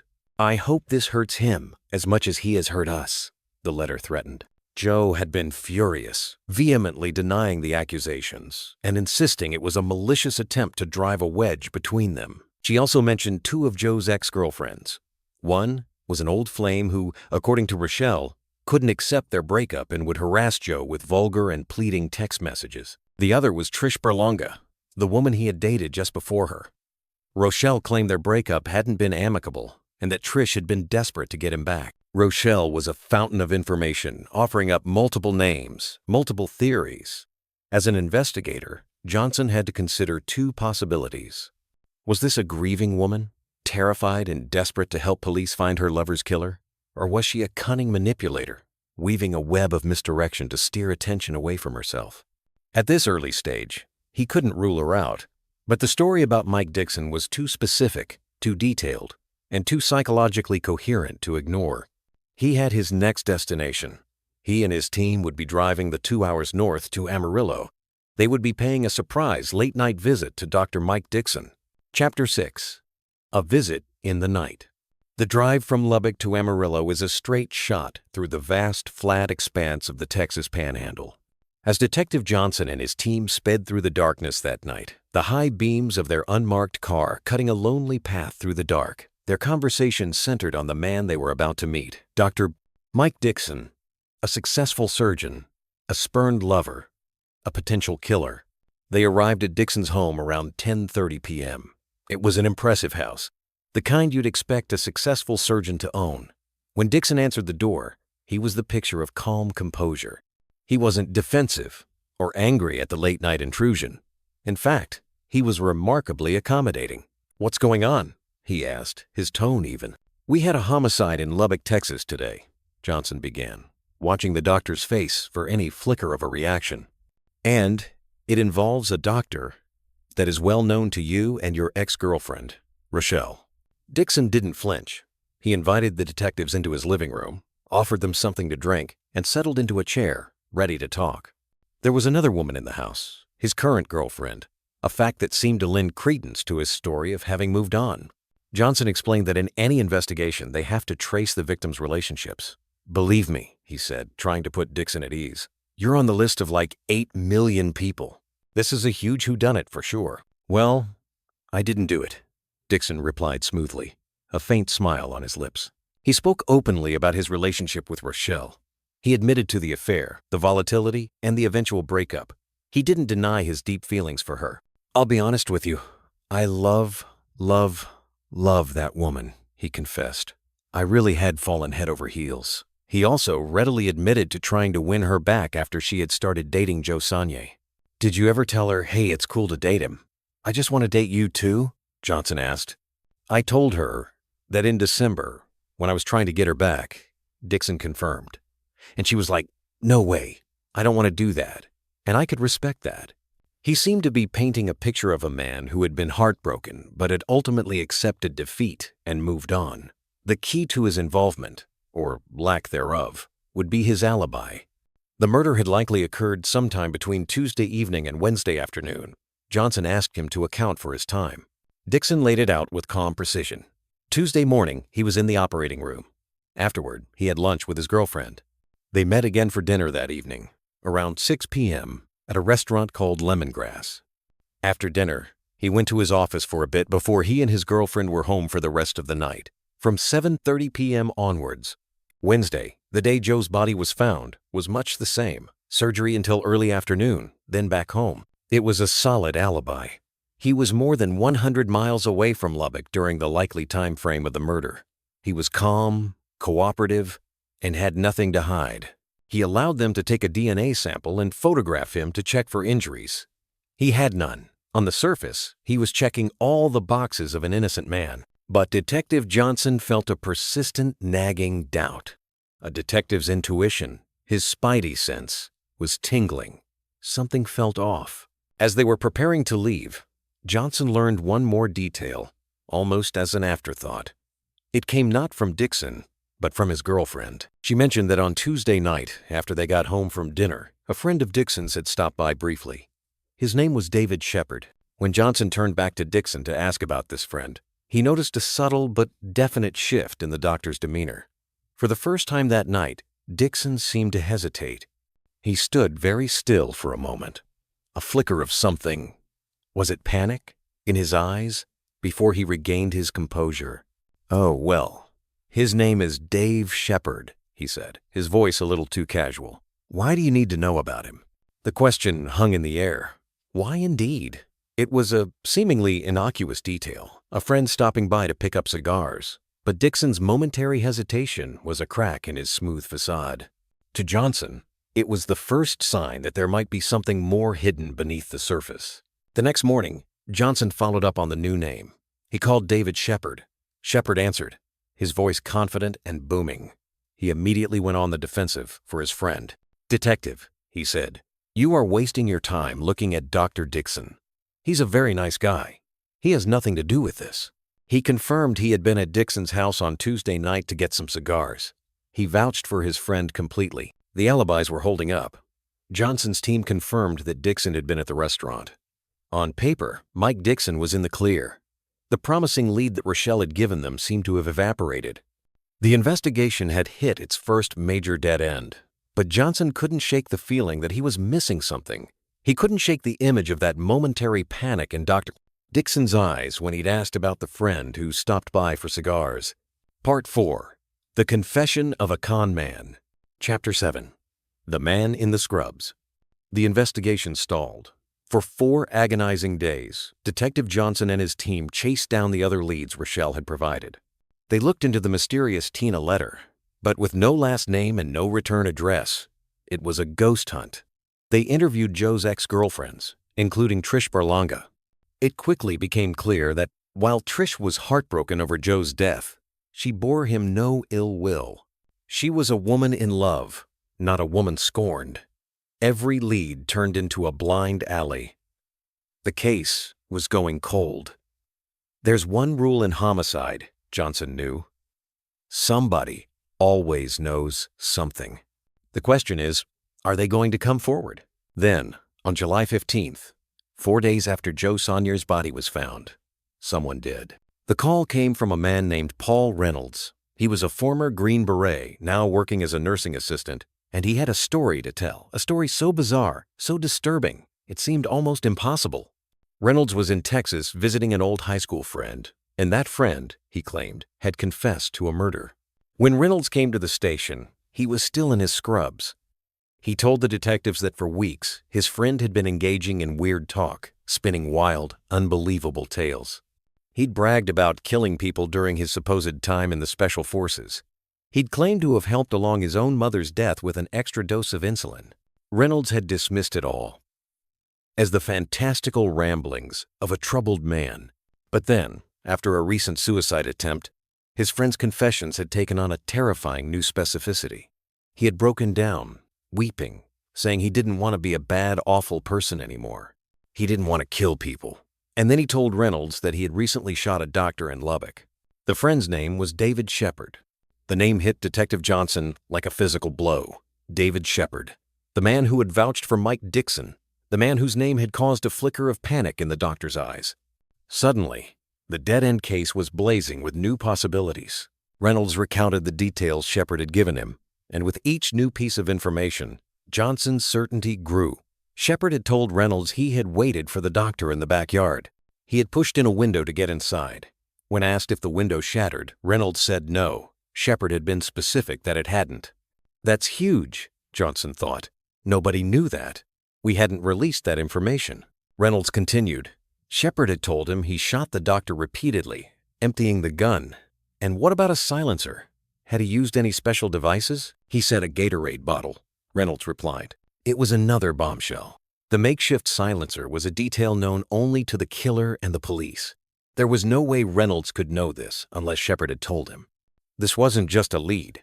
It was inside knowledge. This was the break they had been waiting for. And there was more. Reynolds confirmed what Johnson had suspected all along. Someone else was involved. A wealthy, prominent doctor from Amarillo. There was some kind of a triangle thing that's going on, Reynolds explained, piecing together Shepard's rambling confession. A girlfriend, 2 doctors, a love triangle. The other doctor, the mastermind who had hired Shepard to do his dirty work, was Dr. Mike Dixon. The entire case snapped into focus. The stalking, the camera flash, Rochelle's story about the obsessive ex, it all fit. Dixon hadn't just been heartbroken. He had been plotting. And the hulking, creepy-looking man Rochelle had seen in the gym parking lot was almost certainly the 300-pound David Shepard conducting surveillance for his friend. Shepard had told Reynolds that Dixon was paying him for the hit. The payment wasn't in cash. It was something far more memorable, something that spoke to Dixon's arrogance and Shepard's greed. It was going to be 3 bars of silver, Reynolds said. Shepard had already received 1 bar as an advance, around Father's Day. As Reynolds was telling his story, a sheriff's deputy in another room, monitoring the interview, was typing David Shepard's name into a law enforcement database. A record popped up. A recent pawn shop transaction. David Shepard had sold a bar of silver in Amarillo, Texas. The date of the sale was right around Father's Day. We have it confirmed, the deputy relayed.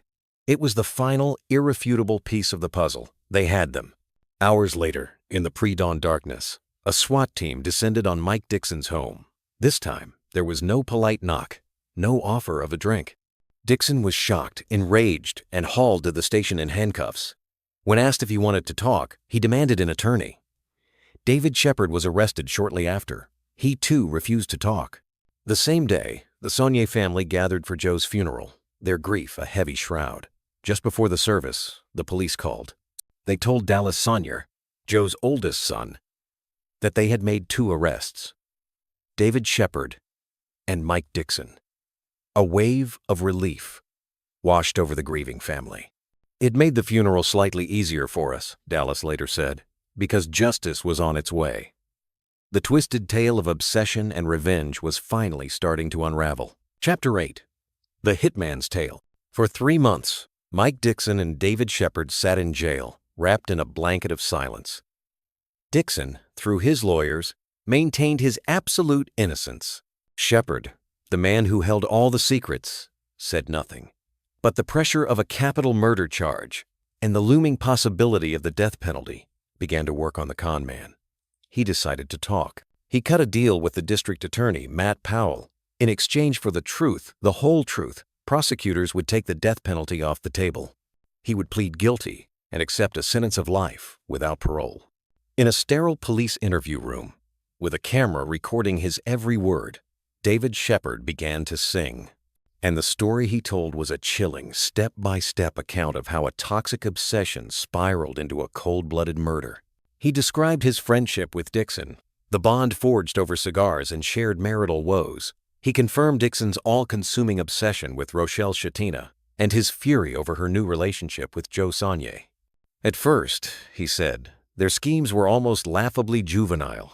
Dixon wanted to order gay porn magazines and have them sent to Dr. Saunier's office to embarrass him. The idea was scrapped. Then, they cooked up the Tina letter plot, an attempt to convince Rochelle that her new man was unfaithful. But the schemes grew progressively darker. Dixon's frustration mounted, and he sent Shepard to Lubbock on reconnaissance missions. He required me to spend more and more time by Dr. Saunier's house to try to pick up on what his habits are, Shepard said. He was the man in the gym parking lot. He was the man hiding behind a semi-truck across from the dance studio, watching Joe and Rochelle. He was the shadow in their backyard. Eventually, the talk of schemes and stalking turned to murder.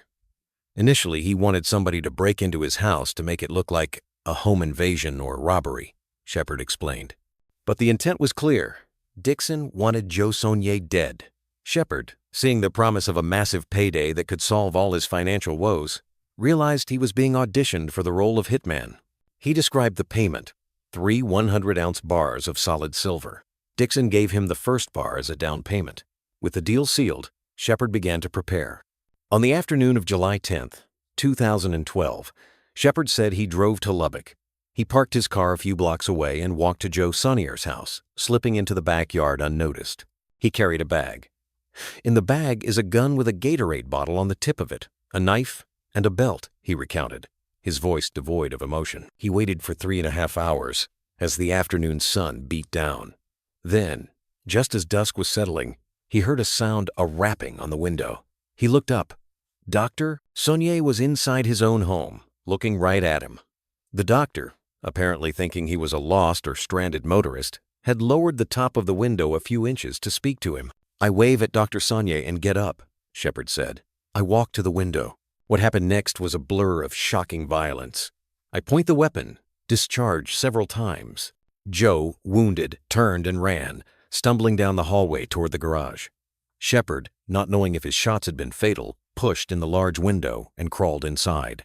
He raced down the hall and found Joe lying on the garage floor. Not moving, not breathing, nothing, he said. He checked for a pulse. Joe Saunier was dead. But for Shepard, or for the man who had hired him, that wasn't enough. The rage that fueled this murder demanded more.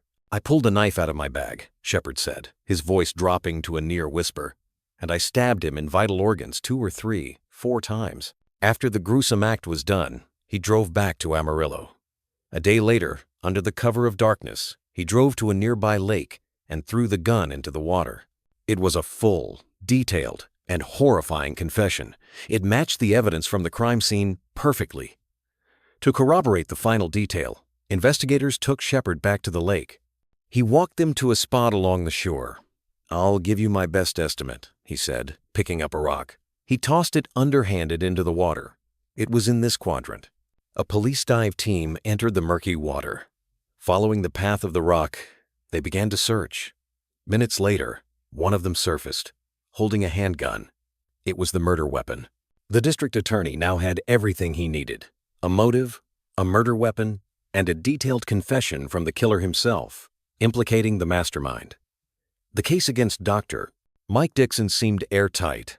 He was facing a trial for capital murder, and his former friend, the hitman, was going to be the state's star witness. Part 5. Disorder in the Court. Chapter 9. The Trial of the Doctor. The trial of Dr. Thomas Michael Dixon began in November 2014, and it quickly became the biggest spectacle the Lubbock County Courthouse had seen in recent memory. The case had all the elements of a pulp thriller: love, sex, jealousy, and murder among the wealthy and successful. At the center of it all was Rochelle Shatina, the woman in the middle, forced to testify against a former lover accused of murdering the man she had planned to spend her life with. For the prosecution, led by D.A. Matt Powell, the theory of the case was simple and powerful. This is vengeance. This is pride. This is jealousy, he would later say. Dixon, consumed by an obsession with Rochelle, couldn't bear to lose her. When he couldn't win her back, he decided that if he couldn't have her, no one could. He hired his friend, a desperate con man, to eliminate his rival. The state's case rested almost entirely on the shoulders of its star witness, David Shepard. He had already pleaded guilty. He had already given a detailed, videotaped confession. All he had to do was get on the stand and tell the jury the same story he had told the police. But from the moment Big Dave Shepard took the stand, it was clear that things were about to go disastrously wrong for the prosecution. What was supposed to be a straightforward recitation of his confession devolved into a bizarre and chaotic performance. He was a hostile, uncooperative witness. He mocked the prosecutor, pretended he couldn't hear the questions, and invoked his Fifth Amendment right against self-incrimination, a right he no longer had since he had already been convicted. Then came the moment that sent a shock wave through the courtroom. In a stunning reversal, David Shepard told the jury that his entire confession was a lie. He now claimed that he had acted completely alone. Mike Dixon, he insisted, had nothing to do with the murder. Why had he confessed and implicated his friend? He claimed his own attorneys had told him he needed to sell it to the police to get a deal and avoid the death penalty. It was a spectacular betrayal, a move that blew a hole right through the heart of the prosecution's case. Matt Powell was left scrambling. "You really had to think on your feet," he recalled. His only recourse was to play the videotape of Shepard's original confession for the jury, hoping they would see the stark contrast between the calm, credible man on the tape and the theatrical, untrustworthy showman they were seeing on the stand. The jury was now faced with a stark choice: believe Shepard's confession or believe his recantation. The defense, led by attorneys Dan Hurley and Frank Sellers, seized on the opportunity Shepard had handed them. Their strategy was to portray Dixon not as a criminal mastermind, but as a fool who got caught up with a dangerous and unpredictable con man. They put Dr. Dixon on the stand to tell his own story. Dixon admitted that he had been trying to sabotage Rochelle's new relationship. He admitted to sending Shepard to Lubbock, but he claimed the plan was never murder. He said he had paid Shepard to install spy cameras at Joe Saulnier's house, hoping to catch him with other women so he could prove to Rochelle that Joe wasn't the man she thought he was. He was guilty, his lawyers argued, of capital stupidity, but not capital murder. The brutal killing, they contended, was the act of a rogue agent, a violent man who went off script. David Shepard had gone to the house to plant cameras and, for reasons known only to him, had ended up committing a murder that was never part of the plan. After weeks of testimony, the case went to the jury. The central question revolved around David Shepard's credibility. Which version of his story was the truth? In the jury room, the division was immediate. The foreman, Doug Moore, was convinced of Dixon's guilt. He believed the videotaped confession. When we took our first vote, he said, we had 10 guilty and 2 not guilty. But the 2 holdouts were firm. Juror Eric Knight found Shepard to be completely unstable and untrustworthy, both on the tape and in person. He struggled to believe that a respected doctor, a man who had spent his life healing people, could orchestrate such a heinous crime. Was it plausible that he did the murder for hire? Of course, Knight reasoned. I just didn't see it. The deliberations stretched on for hours, then into a second day. The 10 jurors in favor of conviction tried to persuade the 2 holdouts, but they would not budge. They were deadlocked. The foreman sent a note to the judge. A mistrial was declared. For the Saulnier family, the result was a soul-crushing blow. They had sat through the entire trial, reliving their nightmare, only for it to end in a stalemate. For Mike Dixon and his legal team, it was a massive victory. They had faced an airtight case and fought it to a draw. But the war wasn't over. The DA immediately announced his intention to retry the case. Dr. Mike Dixon would face a jury again. Chapter 10. The Second Chance. The second trial began on the 26th of October 2015. The atmosphere in the courthouse was thick with a sense of déjà vu. But for the prosecution, the strategy had changed. Matt Powell and his team had learned a hard lesson from the chaos of the first trial. This time, they would streamline their case, and they would not be making the same mistake twice. This time, David Shepard was not called to the stand. Instead, the prosecution built their case around the videotaped confession, playing it for the new jury and letting Shepard's own words, spoken before he had a change of heart, make their case for them. They also called Paul Reynolds, the friend whose tip had broken the case open. Reynolds, who had not testified in the first trial, now took the stand and corroborated key details of Shepard's confession, telling the jury how his friend had admitted to being hired by Dixon and paid in silver. Rochelle Shatina testified again, painting a dark, compelling picture of Dixon as a mean, obsessive, and emotionally cruel man who refused to let her go. And the prosecution hammered on a crucial piece of evidence, Dixon's cell phone. A few days after the murder, before the police had even contacted him, Dixon had taken extreme measures to destroy any evidence on his phone. He had performed a factory reset, erasing its contents, and then for good measure had jumped into a swimming pool with it. It was the act of a guilty man, the prosecution argued. A forensic expert had managed to retrieve about half of the text messages between Dixon and Shepard, and they told a damning story. The texts from the weeks leading up to the murder were filled with a sense of urgency and coded language. "Gotta happen tomorrow," one text read. "I know, just need him to show." "We're getting down to the wire here," another urged. On July 10th, the day of the murder, there were 37 texts and 4 phone calls between the two men. The day after detectives had paid their visit to Dixon, he fired off a panicked message to Shepard. "Just had a visit from Lubbock PD. They will see our texts and conversations. Stay calm, lay low." The defense argued that the texts were not about murder, but about the plan to plant cameras. They were vague enough to be interpreted in multiple ways. And why did Dixon destroy his phone?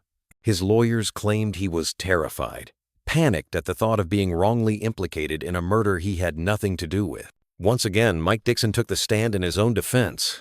He was adamant. He had wanted dirt on Joe Saunier, nothing more. He never wanted him harmed. After 4 weeks, the case went to the jury. The Saunier family waited, their nerves frayed. Dixon waited with his son, Andrew, who was hopeful that this ordeal would finally be over. This time, there was no long, drawn-out deliberation. Just 2 hours after they began, the jury sent word. They had reached a verdict. The speed of the verdict sent a jolt of anxiety through both families. Andrew Dixon's heart sank. It was bad. Very bad. The jury foreman read the verdict. Guilty on 2 counts of capital murder. A wave of uncontrollable sobs racked Joe Saunier's sister, Missy. It was over. Justice, delayed and hard-fought, had finally been served. Dr. Mike Dixon, the brilliant surgeon, the obsessive lover, was sentenced to life in prison without the possibility of parole. Part 6. The Lingering Shadow. Chapter 11. The Endless Appeal. For the Saunier family, the guilty verdict was a moment of profound, cathartic release. The legal battle was over. The man responsible for orchestrating their patriarch's murder was behind bars for life. They could finally begin the long, slow process of healing, focusing on Joe's legacy, the way he raised his sons, the friend he was, the lives he touched. But for Mike Dixon and his family, the fight was far from over. His attorneys immediately promised to appeal, vowing to continue the deep and serious war for his freedom. In 2016, they filed their appeal, citing what they claimed were numerous legal errors in the trial. To the former prosecutor, Matt Powell, the filing seemed routine, the standard grasping at straws of a convicted man. There was nothing there that we said, "Oh gosh, I'm worried about that," Powell recalled. Then, the unthinkable happened. In a stunning decision, a Texas appeals court agreed with the defense. They overturned Mike Dixon's murder conviction. The reasons were technical, related to how certain cell phone evidence was collected and momentary restrictions on public access to the courtroom during the trial. but the result was seismic. After 3 years in prison, Mike Dixon was released on a $2 million bond. He was a free man. The Saunier family was devastated. The justice they had fought so hard for had evaporated on a legal technicality. But the Lubbock prosecutor's office wasn't done fighting either. They filed their own appeal to a higher court, the Texas Court of Criminal Appeals. It was a long shot. The court rarely agrees to review such cases. But in a move that surprised legal experts, the higher court took the case, and in January 2020, they ruled in favor of the prosecution, reversing the appellate court's decision. Mike Dixon's conviction was reinstated. In April, in the midst of a global pandemic, the former doctor was taken back into custody and returned to prison to continue his life sentence. For the Saunier family, it was another sigh of relief, but a weary one. The legal roller coaster had taken its toll, and it was still not definitively over. The court left the door open for Dixon's defense team to address other appellate issues, meaning that somewhere down the line, he could still win another shot at freedom. The shadow of this case still lingers over 2 families in West Texas. One family is left to cherish the memory of a good man, a beloved father and brother whose life was stolen by a senseless act of jealousy. The other is left to fight for a man they believe is innocent, a father and a son caught in a web spun by a con man. The obsession that began in the heart of one man has left a trail of wreckage that may never be fully cleared, a stark and tragic reminder of how love, when twisted into something dark and possessive, can lead not to a dance, but to death. Lone Star Obsession, a novelistic retelling. Part 1, The Dance and the Darkness. Chapter 1, The Last Dance. The dance floor was a world apart. Inside the Venue Dance Studio in Lubbock, Texas, the oppressive July heat, a physical weight that pressed down on the vast, flat plains of the Panhandle, ceased to exist. Here, under the soft, forgiving glow of recessed lights that cast long shadows across the polished hardwood, there was only the music. It was a sanctuary, a sacred space where the relentless demands of the outside world, the sterile precision of the laboratory, the quiet sorrows of the past, the encroaching reality of age, melted away into the fluid, intoxicating rhythm of the tango. For Dr. Joseph Saunier, this floor was more than wood and polish. It was a testament to his own resilience, a stage for the third act of a life he was determined to live to its absolute fullest. At 67, Joe moved with the practiced grace and coiled energy of a man half his age.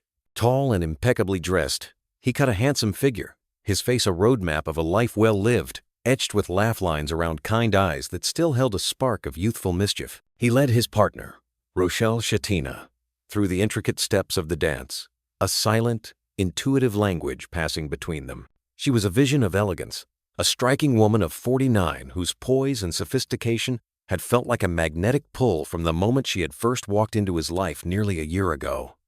As they moved, a seamless, breathtaking union of passion and precision, they were the undeniable center of the room, a portrait of second-chance happiness so vivid it was almost painful to watch. They were a couple who had navigated the wreckage of their pasts to find a shared, tranquil harbor in the twilight of their lives. For Joe, this tranquility was a treasure, a hard-won reward after a long and arduous journey. His life was a monument to the American dream, a story of relentless determination. He was a man born of humble beginnings, who had walked to school and put himself through public colleges, driven by a formidable intellect and an unyielding will to succeed. That drive had carried him to the pinnacle of his profession, making him one of the most respected pathologists in the region. He had married, and his 3 sons became the unwavering center of his universe. But the quiet heartbreak of a divorce in his late 40s had left him utterly adrift, a man who spent his days diagnosing the ailments of others while nursing a profound ache of his own, a deep, crushing loneliness. The house was empty, the sons were grown, and the silence was deafening. It was ballroom dancing that had resurrected him. What began as a whim, a simple hobby to fill the empty hours, had ignited into a blazing passion. It was a lifeline. The discipline of the steps, the challenge of the music, the warm connection of a partner in his arms, it was a language he discovered he was fluent in. The dance floor became the crucible where he reforged his identity, transforming from a grieving, solitary divorcee into a charismatic, confident, and sought-after partner. It was on this floor that he had a warm, if ultimately transient, romance with Trish Berlanga, his former instructor.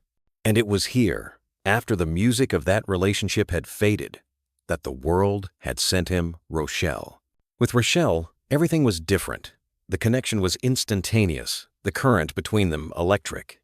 It felt deeper, more profound, more serious than anything he had felt in decades.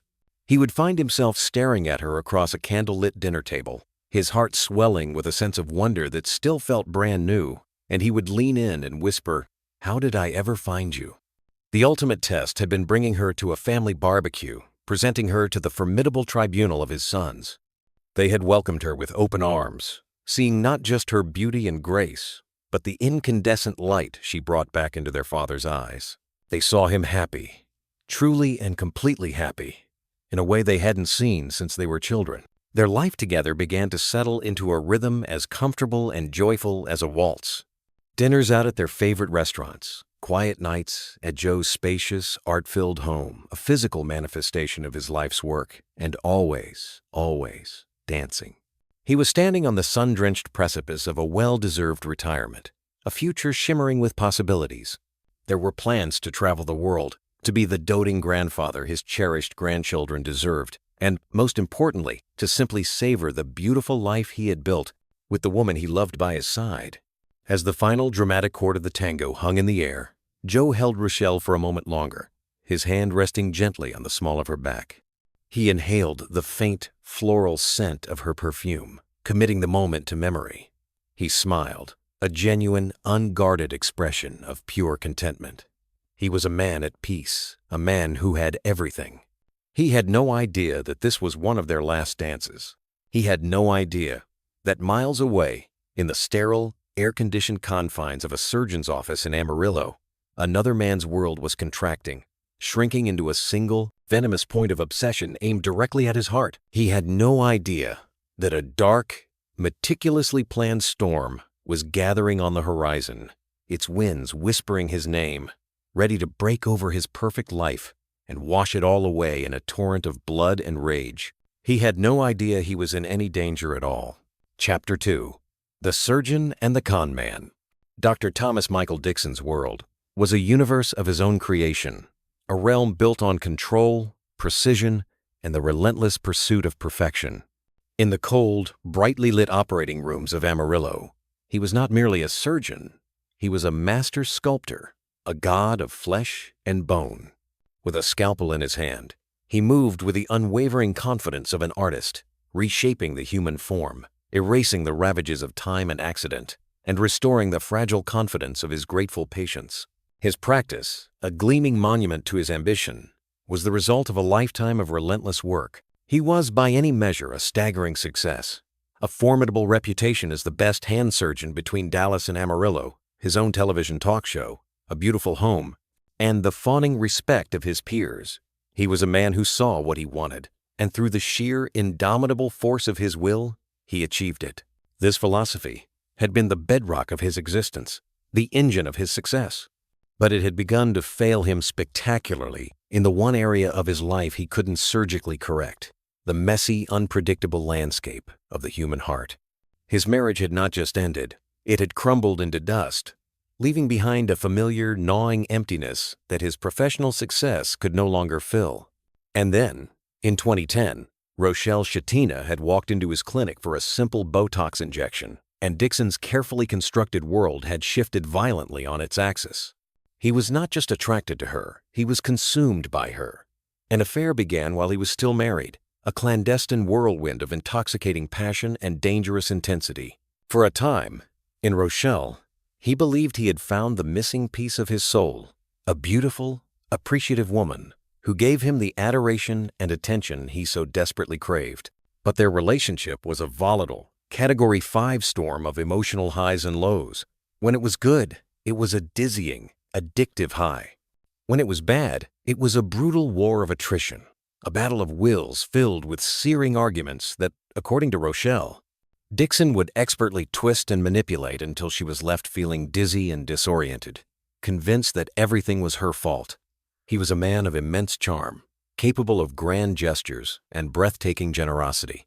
But beneath that polished surface, lurked a mean-spirited, cruel streak, a cutting, venomous edge that emerged whenever he felt slighted, challenged, or insecure. The pressure in their claustrophobic world mounted. He had made the monumental decision to divorce his wife, a seismic life change that, in his mind, he had undertaken solely for her. But when he felt she was pushing him toward marriage too quickly, he recoiled, balking at the perceived loss of control. The final, trivial blow that shattered their fragile bond was a birthday gift, a subscription to a Tea of the Month club sent impersonally through the mail. To Rochelle, it was the thoughtless, dismissive act of a man who no longer cared. To Dixon, her wounded reaction was the height of unforgivable ingratitude. The chasm that had opened between them was now a vast, unbridgeable canyon. Their breakup did not sever Dixon's attachment. It cauterized it, transforming it into something toxic and malignant. When he learned that Rochelle was dating another man, another doctor, no less, a pathologist in Lubbock, the news was not just a rejection. It was a declaration of war. It was an intolerable narcissistic wound to his pride. He embarked on a desperate, obsessive campaign to win her back, a humiliating barrage of texts and calls pleading his case. "I'm not asking you to stop seeing him," he wrote, the words a testament to his desperation. "I just want you to see me too and give me a chance." It was the pathetic plea of a dethroned king, and Rochelle's firm, unwavering refusal was a humiliation he could not and would not abide. His love, spurned and twisted, curdled into a dangerous, all-consuming obsession. Joseph Saunier was no longer just a rival. He was the living, breathing symbol of Dixon's failure, an intolerable obstacle that needed to be permanently removed. It was during this period of intense personal turmoil that Dixon's gilded orbit collided with the grubby, chaotic world of David Henry Shepard. If Dixon was a man of high achievement, Shepard was his dark, distorted reflection, a man of high pretense. Known to the assorted denizens of Amarillo's underbelly as Big Dave, he was a physically imposing figure, well over 6 feet tall and weighing close to 300 pounds, with a booming, bombastic personality to match. He was a creature of pure ego, arrogant, and perpetually full of grandiose, unbelievable stories. He was a consummate con man, a pathetic drifter through a series of failed business ventures and entirely fabricated careers. He'd claimed to be a private investigator, a sheriff's deputy going so far as to carry a fake badge, and a wildly successful entrepreneur. In reality, he was a deadbeat, a failure, a man whose life was, in his own candid words, tanking. Yet he skillfully maintained a flimsy facade of prosperity, frequenting the same upscale cigar shops and martini bars as Amarillo's genuine elite. It was in these hazy, smoke-filled rooms that he first met Dr. Mike Dixon. They were two men adrift in the wreckage of their respective divorces, and they forged an unlikely bond over their shared misfortune. To Shepard, a man who had spent his life coveting what others had, Dixon was a god. He was everything Shepard aspired to be: wealthy, successful, and deeply respected. He raved about Dixon to his bar buddies, lionizing his friend's Porsche, his beautiful house, his legendary surgical skill. Dixon, in turn, a man accustomed to the sycophantic praise of his patients, seemed to be intrigued and amused by Shepard's raw, street-level bravado and swagger. It was an odd, deeply unhealthy, symbiotic friendship. The deadbeat and the doctor. Their friendship deepened into a shadowy business partnership in 2011. A vaguely defined allergy testing venture with Dixon as the prestigious medical director and Shepard as the man with the supposed business acumen. The venture, like all of Shepard's others, was destined for spectacular failure, but it served to further enmesh their lives, drawing them closer together in a shared orbit of desperation and deceit. Dixon, increasingly consumed by his venomous obsession with Rochelle, began to see his charismatic, physically imposing friend not just as a business partner, but as a potential tool, a blunt instrument to be wielded against his enemies. Shepard, perpetually and desperately in need of money and validation, was more than willing to listen, to play whatever part his wealthy benefactor required. The surgeon's quiet, simmering rage had found a perfect, amoral vessel in the con man's desperate, grasping ambition. The conversations in the cigar bars and strip clubs shifted, the tone growing darker, the subject matter more sinister. They began to talk, obsessively, about Joe Saunier, and they began to plot. Part 2, An Unspeakable Afternoon. Chapter 3, The House on Quaker Avenue. July 11th, 2012. Dawned hot and bright. Another sweltering, suffocating summer day in Lubbock. The sun beat down on the parched earth with a relentless, punishing intensity. For Becky Sherbet and Nathan Gilmore, it was just another Wednesday. Another day spent wrestling with the stubborn Texas soil under a merciless sky. As landscapers, their days were dictated by the sun and the seasons. A rhythmic, predictable cycle of trimming, mowing, and planting. Their job that afternoon was at a spacious, elegant home in an affluent, low-crime neighborhood on Quaker Avenue, the kind of place where the biggest disturbance was usually the gentle drone of a lawnmower or the cheerful chirp of a sprinkler system. The home, a showcase of quiet success, belonged to a man named Dr. Joe Saunier. As they began their work, the familiar scent of cut grass hanging in the thick air, they noticed a car pull up to the curb. A young woman got out, her face etched with a look of growing concern. She worked at Dr. Saunier's lab, she explained, her voice tight with worry. The doctor, a man of unwavering, almost military punctuality, hadn't shown up for work that day. He hadn't called. It was completely, alarmingly out of character. Thinking he might be sick, the three of them walked to the imposing front door. They rang the doorbell. The cheerful chime echoed, unanswered, into the heavy silence. They knocked, the sound unnaturally loud in the still afternoon. More silence. A knot of unspoken concern began to tighten in their chests. They decided to circle around to the back of the house, a sweeping expanse of large windows that overlooked a meticulously kept backyard and patio. "Maybe I could knock on his window," Becky suggested, her voice betraying a nervousness she couldn't quite conceal, just to make sure he was okay. But as they rounded the corner of the house, the scene that greeted them shattered the afternoon's tranquility into a million pieces. An entire section of a large glass window wasn't broken or shattered. It looked as though it had been cleanly and forcefully pushed inward, dislodged from its frame as a single, massive pane, and was now resting at a precarious angle inside the house. It was a bizarre, deeply unnerving sight, a violation of the home's pristine order. Peering cautiously through the gaping hole, their eyes scanned the interior. The house was immaculate, a museum of a life well lived, filled with art and expensive furniture, all seemingly untouched. But on the floor, near the displaced window, lay a single, jarringly incongruous object, an empty plastic Gatorade bottle. Something was terribly, fundamentally wrong. The young woman from the lab, her worry now escalating to a sickening, visceral fear, made a decision. Taking a deep breath, she carefully hoisted herself up and climbed through the opening into the silent house. Nathan Gilmore, hesitant but feeling a surge of protective instinct, followed her in. Becky, wisely, stayed rooted to the spot in the backyard, her fingers trembling as she fumbled for her phone and dialed 911. 911. What's the emergency? The dispatcher's calm voice was a jarring contrast to the frantic pounding of Becky's heart.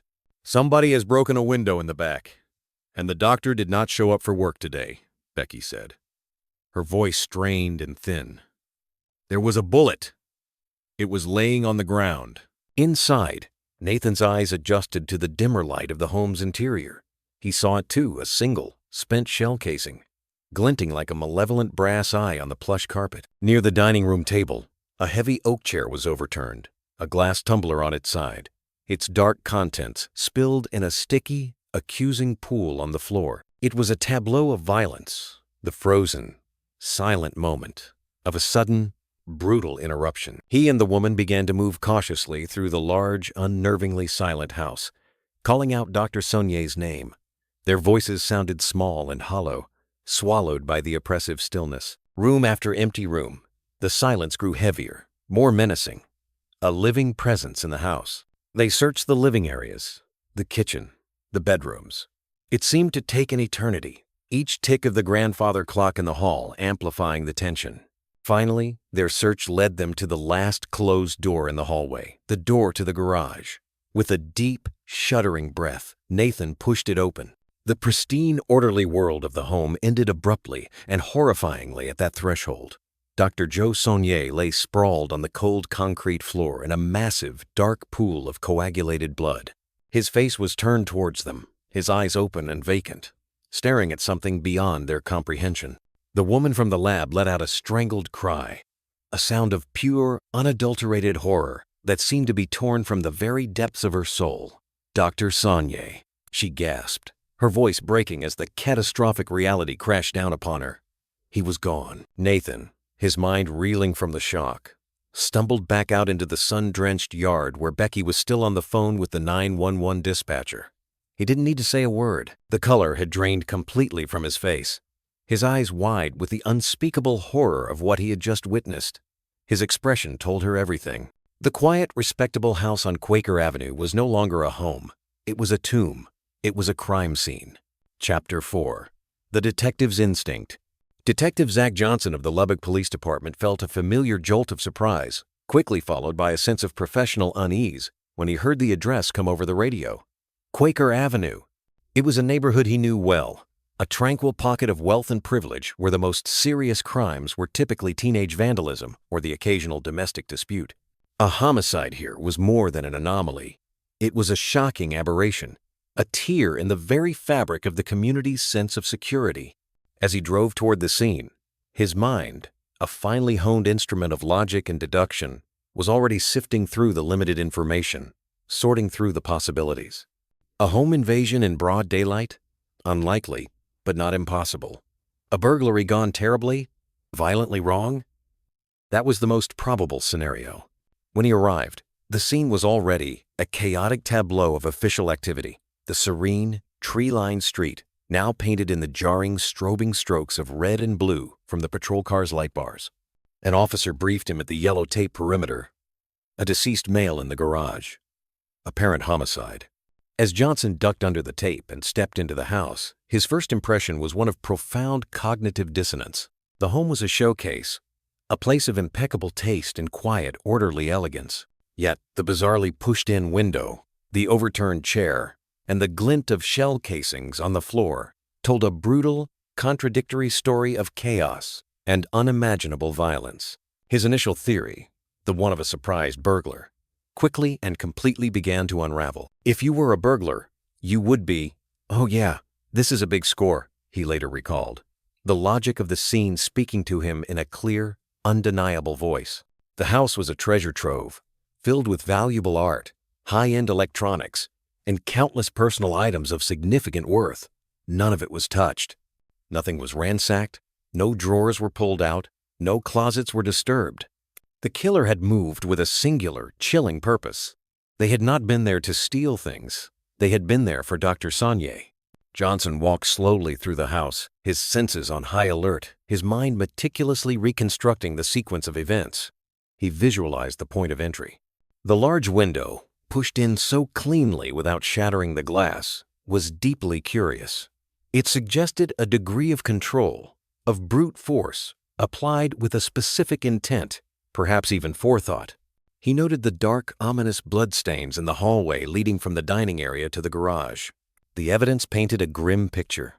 The doctor had been surprised, perhaps while fixing a drink at his dining table, and had made a desperate, futile attempt to flee from his attacker, only to be cornered in the sterile confines of his garage.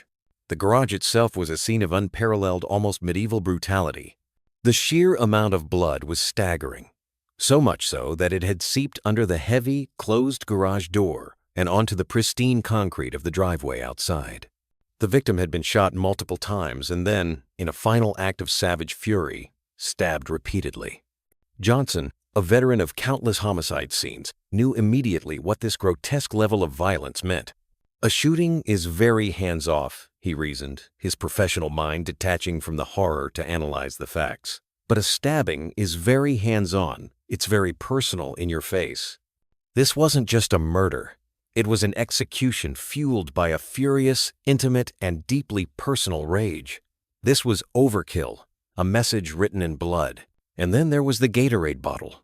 It was such an odd, mundane piece of evidence to find at the heart of such a brutal murder scene. Upon closer inspection, Johnson saw that the bottom of the plastic bottle had been crudely blown out. Combined with the nearby shell casings, a chilling hypothesis instantly formed in his mind. It had been used as a makeshift silencer. This was not the work of a panicked amateur, a burglar caught in the act. This was planned. This was premeditated. The identity of the victim only deepened the profound mystery. Dr. Joe Saunier was, by all initial accounts, a man entirely without enemies. He was handsome, successful, and universally liked. As the first, shocked reports came in from friends, colleagues, and neighbors. A consistent portrait emerged. A kind, generous man, a beloved father, a pillar of the community, and a respected professional. Who in his life could possibly harbor the kind of volcanic, unquenchable rage required to commit such a savage and personal act? As the forensics team in their white suits moved methodically through the house, the quiet clicks of their cameras documenting the horror, the house slowly began to give up its secrets. Detective Johnson knew, with the cold certainty of experience, that this was not going to be an ordinary investigation. The killer had been brazen, entering an affluent home in the middle of the day. They had been prepared, armed with a gun and a crude but effective silencer, and they had been consumed by a white-hot, vengeful fury. The first, most critical step was to talk to those closest to the victim, to delve into the hidden corners of his personal life. The list would start with family, friends, and romantic partners. As the sun began to set on that terrible day, casting long, mournful shadows across the lawn, a car pulled up to the crime scene. A distraught woman got out, her movements unsteady, her face a mask of raw grief and disbelief. It was Rochelle Shatina, Dr. Saunier's girlfriend. Johnson watched as she approached the yellow tape, his detective's mind observing, analyzing. She was the first person he needed to talk to. He hoped she had answers. He knew, with an unshakable detective's certainty, that the key to unlocking this brutal murder lay hidden somewhere in the victim's complicated personal life. The investigation had just begun, but the central haunting question was already clear. Who hated Dr. Joe Saunier enough to kill him? Part 3. The Widening Gyre. Chapter 5. The Woman in the Middle. The interrogation room at the Lubbock police station was a small, sterile box, the air thick with the institutional scent of antiseptic cleaner and stale coffee. Rochelle Shatina sat across a bare metal table from Detective Johnson, a paper tissue shredded into a small, damp pile in her trembling hands. The initial, numbing shock of the day's events had given way to convulsive waves of ragged, uncontrollable grief. Her makeup was gone, erased by a torrent of tears, and her clothes were simple, as if she had just rushed from her home without a second thought for her appearance. She looked, to the detective's practiced eye, like a woman whose world had just been irrevocably, brutally shattered. "He was the love of my life," she said, her voice catching on a sob. The words a painful, whispered eulogy. He was a sweetheart. He was a beautiful dancer, and he was kind and handsome and tall. Through her tears, she haltingly recounted her last communications with Joe. He was supposed to have called her the previous night, Tuesday, a nightly ritual they both cherished. But the call never came. She had sent him a text message at 10:32 p.m., a simple, affectionate, long day, going to bed, but he had never replied. She hadn't heard from him at all on Wednesday.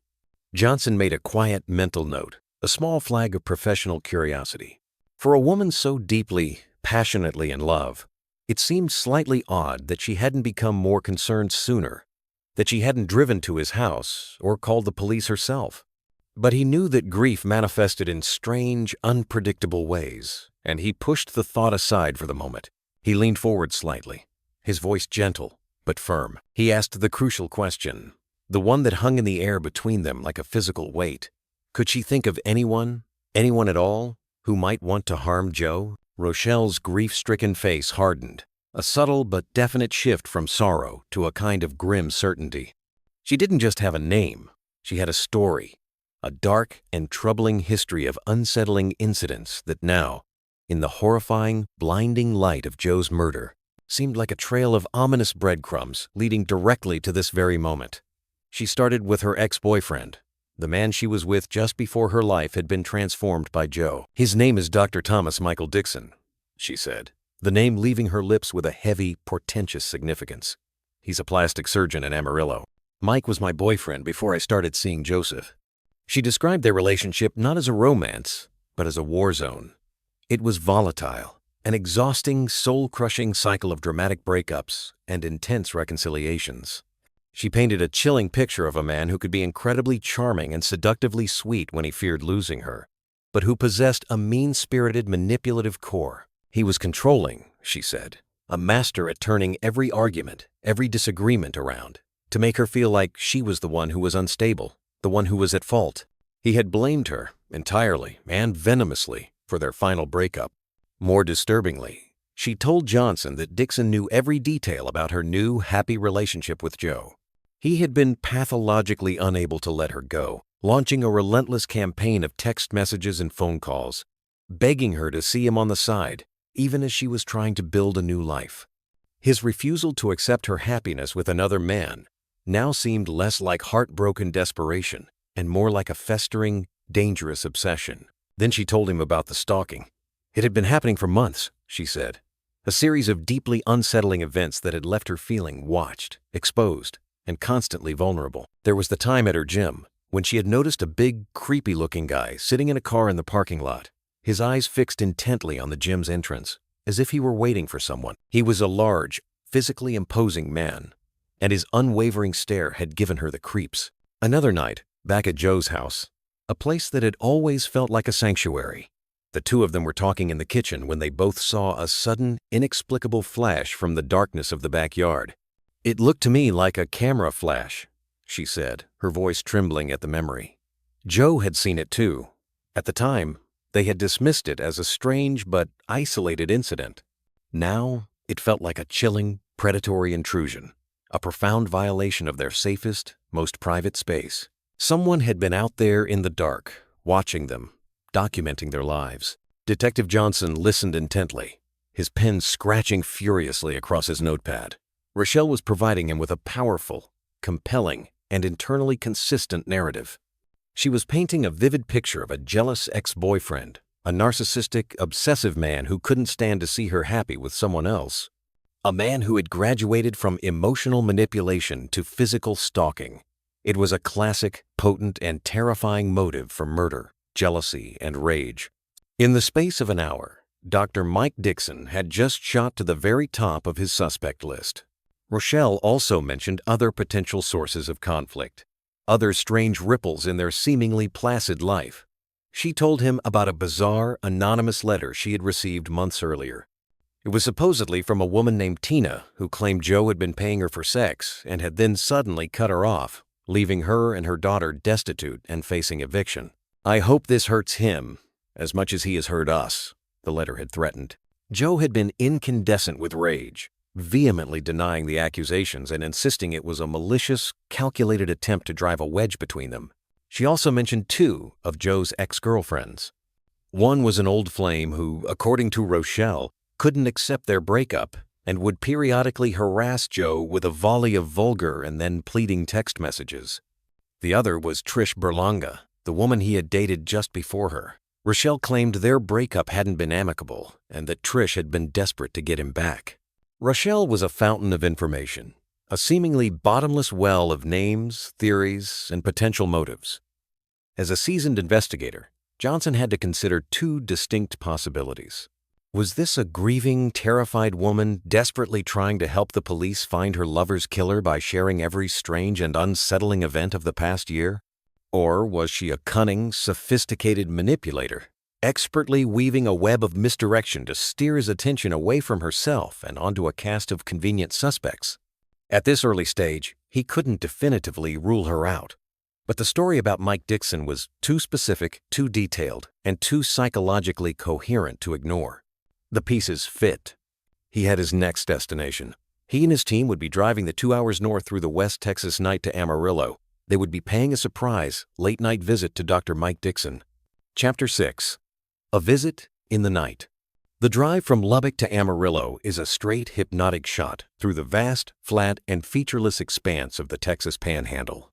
As Detective Johnson and his team sped through the inky darkness that night, the high beams of their unmarked car cutting a lonely, probing path through the dark, their conversation was focused, intense, and centered on the man they were about to meet, Dr. Mike Dixon, a successful, respected surgeon, a spurned, obsessive lover, a potential killer. They arrived at Dixon's home around 10:30 p.m.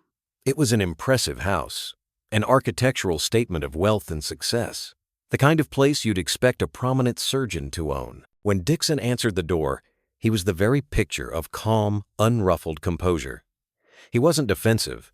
He wasn't angry at the late-night intrusion by law enforcement. In fact, he was remarkably, almost unnervingly, accommodating.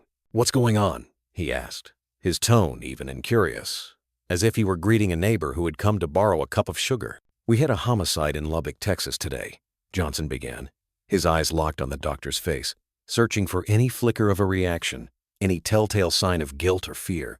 "And it involves a doctor that is well known to you and your ex-girlfriend, Rochelle." Dixon didn't flinch. His expression remained a mask of polite concern. He invited the detectives into his spacious living room, offered them something to drink, and settled comfortably into a plush armchair, ready to talk. There was another woman in the house, his current girlfriend, a fact that seemed to lend immediate credence to his eventual story of having moved on from Rochelle.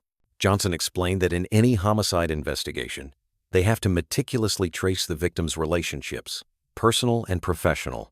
"Believe me," he said, employing a well-worn tactic to put Dixon at ease, "you're on the list of like 8 million people. This is a huge whodunit for sure." "Well, I didn't do it," Dixon replied smoothly, a faint, confident smile playing on his lips. He spoke about his relationship with Rochelle with a disarming candor. He readily admitted to the affair, the volatility, and the eventual painful breakup. He didn't deny his deep, lingering feelings for her. "I'll be honest with you. I love that woman," he confessed, his voice tinged with a convincing note of wistful regret. "I really had fallen head over heels." He also readily admitted to trying to win her back after she had started dating Joe Sawyer. "Did you ever tell her, 'Hey, it's cool to date him, I just want to date you too'?" Johnson asked, the question a direct probe into the heart of Rochelle's accusations. "I told her that in December when I was trying to get her back," Dixon confirmed without hesitation, and she was like, "No way. I don't want to do that," and I could respect that. He seemed to be skillfully painting a picture of a man who had been heartbroken, but had ultimately and gracefully accepted defeat and moved on. The key to his involvement, or lack thereof, would be his alibi. The murder had likely occurred sometime between Tuesday evening and Wednesday afternoon. Johnson asked him to account for his time during that critical window. Dixon laid it out with the calm, methodical precision of a surgeon planning an operation. Tuesday morning, he was in the operating room. Afterward, he had lunch with his girlfriend. They met again for dinner that evening, around 6 p.m., at an upscale restaurant called Lemongrass. After dinner, he went to his office for a bit before he and his girlfriend were home for the rest of the night, from 7:30 p.m. onwards. Wednesday, the day Joe's body was found, was much the same. Surgery until early afternoon, then back home. It was a solid, seemingly ironclad alibi. He was more than 100 miles away from Lubbock during the entire likely time frame of the murder. He was calm, he was cooperative, and he appeared to have absolutely nothing to hide. He willingly allowed them to take a DNA sample and photograph him to check for any defensive wounds or injuries. He had none. On the surface, he was checking all the boxes of a completely innocent man. But Detective Johnson felt a persistent, nagging doubt, a cold knot of suspicion in his gut. A detective's intuition, his spidey sense, was tingling furiously. Something about Dixon's performance, his practiced, seamless composure, felt off. As they were preparing to leave, Johnson learned one more detail, a piece of information offered up so casually it was almost an afterthought. It came not from Dixon, but from his girlfriend. She mentioned that on Tuesday night, after they had gotten home from dinner, a friend of Dixon's had stopped by briefly. His name was David Shepard. When Johnson turned back to Dixon to ask about this friend, he noticed a subtle but definite shift in the doctor's demeanor. For the first time all night, Dixon seemed to hesitate. He stood very still, for a fraction of a second. A flicker of something. Was it panic? Was it fear? In his eyes before he regained his composure, and the smooth mask slipped back into place. "Oh, well, his name is Dave Shepard," he said. His voice now a little too casual, a little too dismissive. "Why do you need to know about him?" The question hung in the air, heavy with unspoken meaning. Why indeed? It was a seemingly innocuous detail. A friend stopping by to pick up cigars. But Dixon's momentary, almost imperceptible hesitation was a crack in his flawless facade. To Johnson, it was the first sign that there might be something much darker, much more complex, hidden beneath the surface of the respectable doctor's carefully curated life. The next morning, Johnson followed up on the new name. He called David Shepard. Shepard answered, his voice confident and booming. He immediately went on the defensive for his friend. "Detective," he said, his tone dripping with condescension, "you are wasting your time looking at Dr. Dixon. He's a very nice guy. He has nothing to do with this." He confirmed that he had been at Dixon's house on Tuesday night to get some cigars. He vouched for his friend completely and emphatically. The alibis were holding up. Johnson's team confirmed that Dixon had in fact been at the Lemongrass restaurant. On paper, Mike Dixon was in the clear. The powerful, promising lead that Rochelle had given them seemed to have evaporated into thin air. The investigation had hit its first major, frustrating dead end. But Johnson couldn't shake the feeling that he was missing something vital. He couldn't shake the image of that momentary, unguarded flash of panic in Dr. Dixon's eyes when he'd asked about the friend who simply stopped by for cigars. Part 4. The Confession of a Con Man. Chapter 7. The Man in the Scrubs. The investigation stalled, grinding to a frustrating, agonizing halt. For 4 long days, Detective Johnson and his team chased shadows, pursuing the other leads Rochelle had provided with a growing sense of futility. They looked into the mysterious Tina letter, but with no last name and no return address. It was a ghost hunt, a dead end. They meticulously interviewed Joe's ex-girlfriends, including Trish Berlanga. It quickly became devastatingly clear that while Trish was shattered and heartbroken over Joe's death, she bore him no ill will. She was a woman still in love, not a woman scorned and bent on revenge. Every lead they pursued turned into a blind, maddening alley. The case was going cold with terrifying speed. "There's one rule in homicide," Johnson repeated to himself, a mantra against the encroaching despair. Somebody always knows something. The question is, are they going to come forward? Then, on July 15th, 4 days after Joe Saulnier's body was found, the phone rang, and someone did. The call came from a man named Paul Reynolds. He was a former Green Beret, now working as a nursing assistant, and he had a story to tell, a story so bizarre, so disturbing, it seemed to have been ripped from the pages of a pulp novel. Reynolds was in Texas visiting an old high school friend, and that friend, he claimed, his voice trembling with a mixture of fear and disbelief, had confessed to a murder. When Reynolds came to the station, he was still in his hospital scrubs, a detail that lent a strange, clinical surreality to the horror he was about to unleash.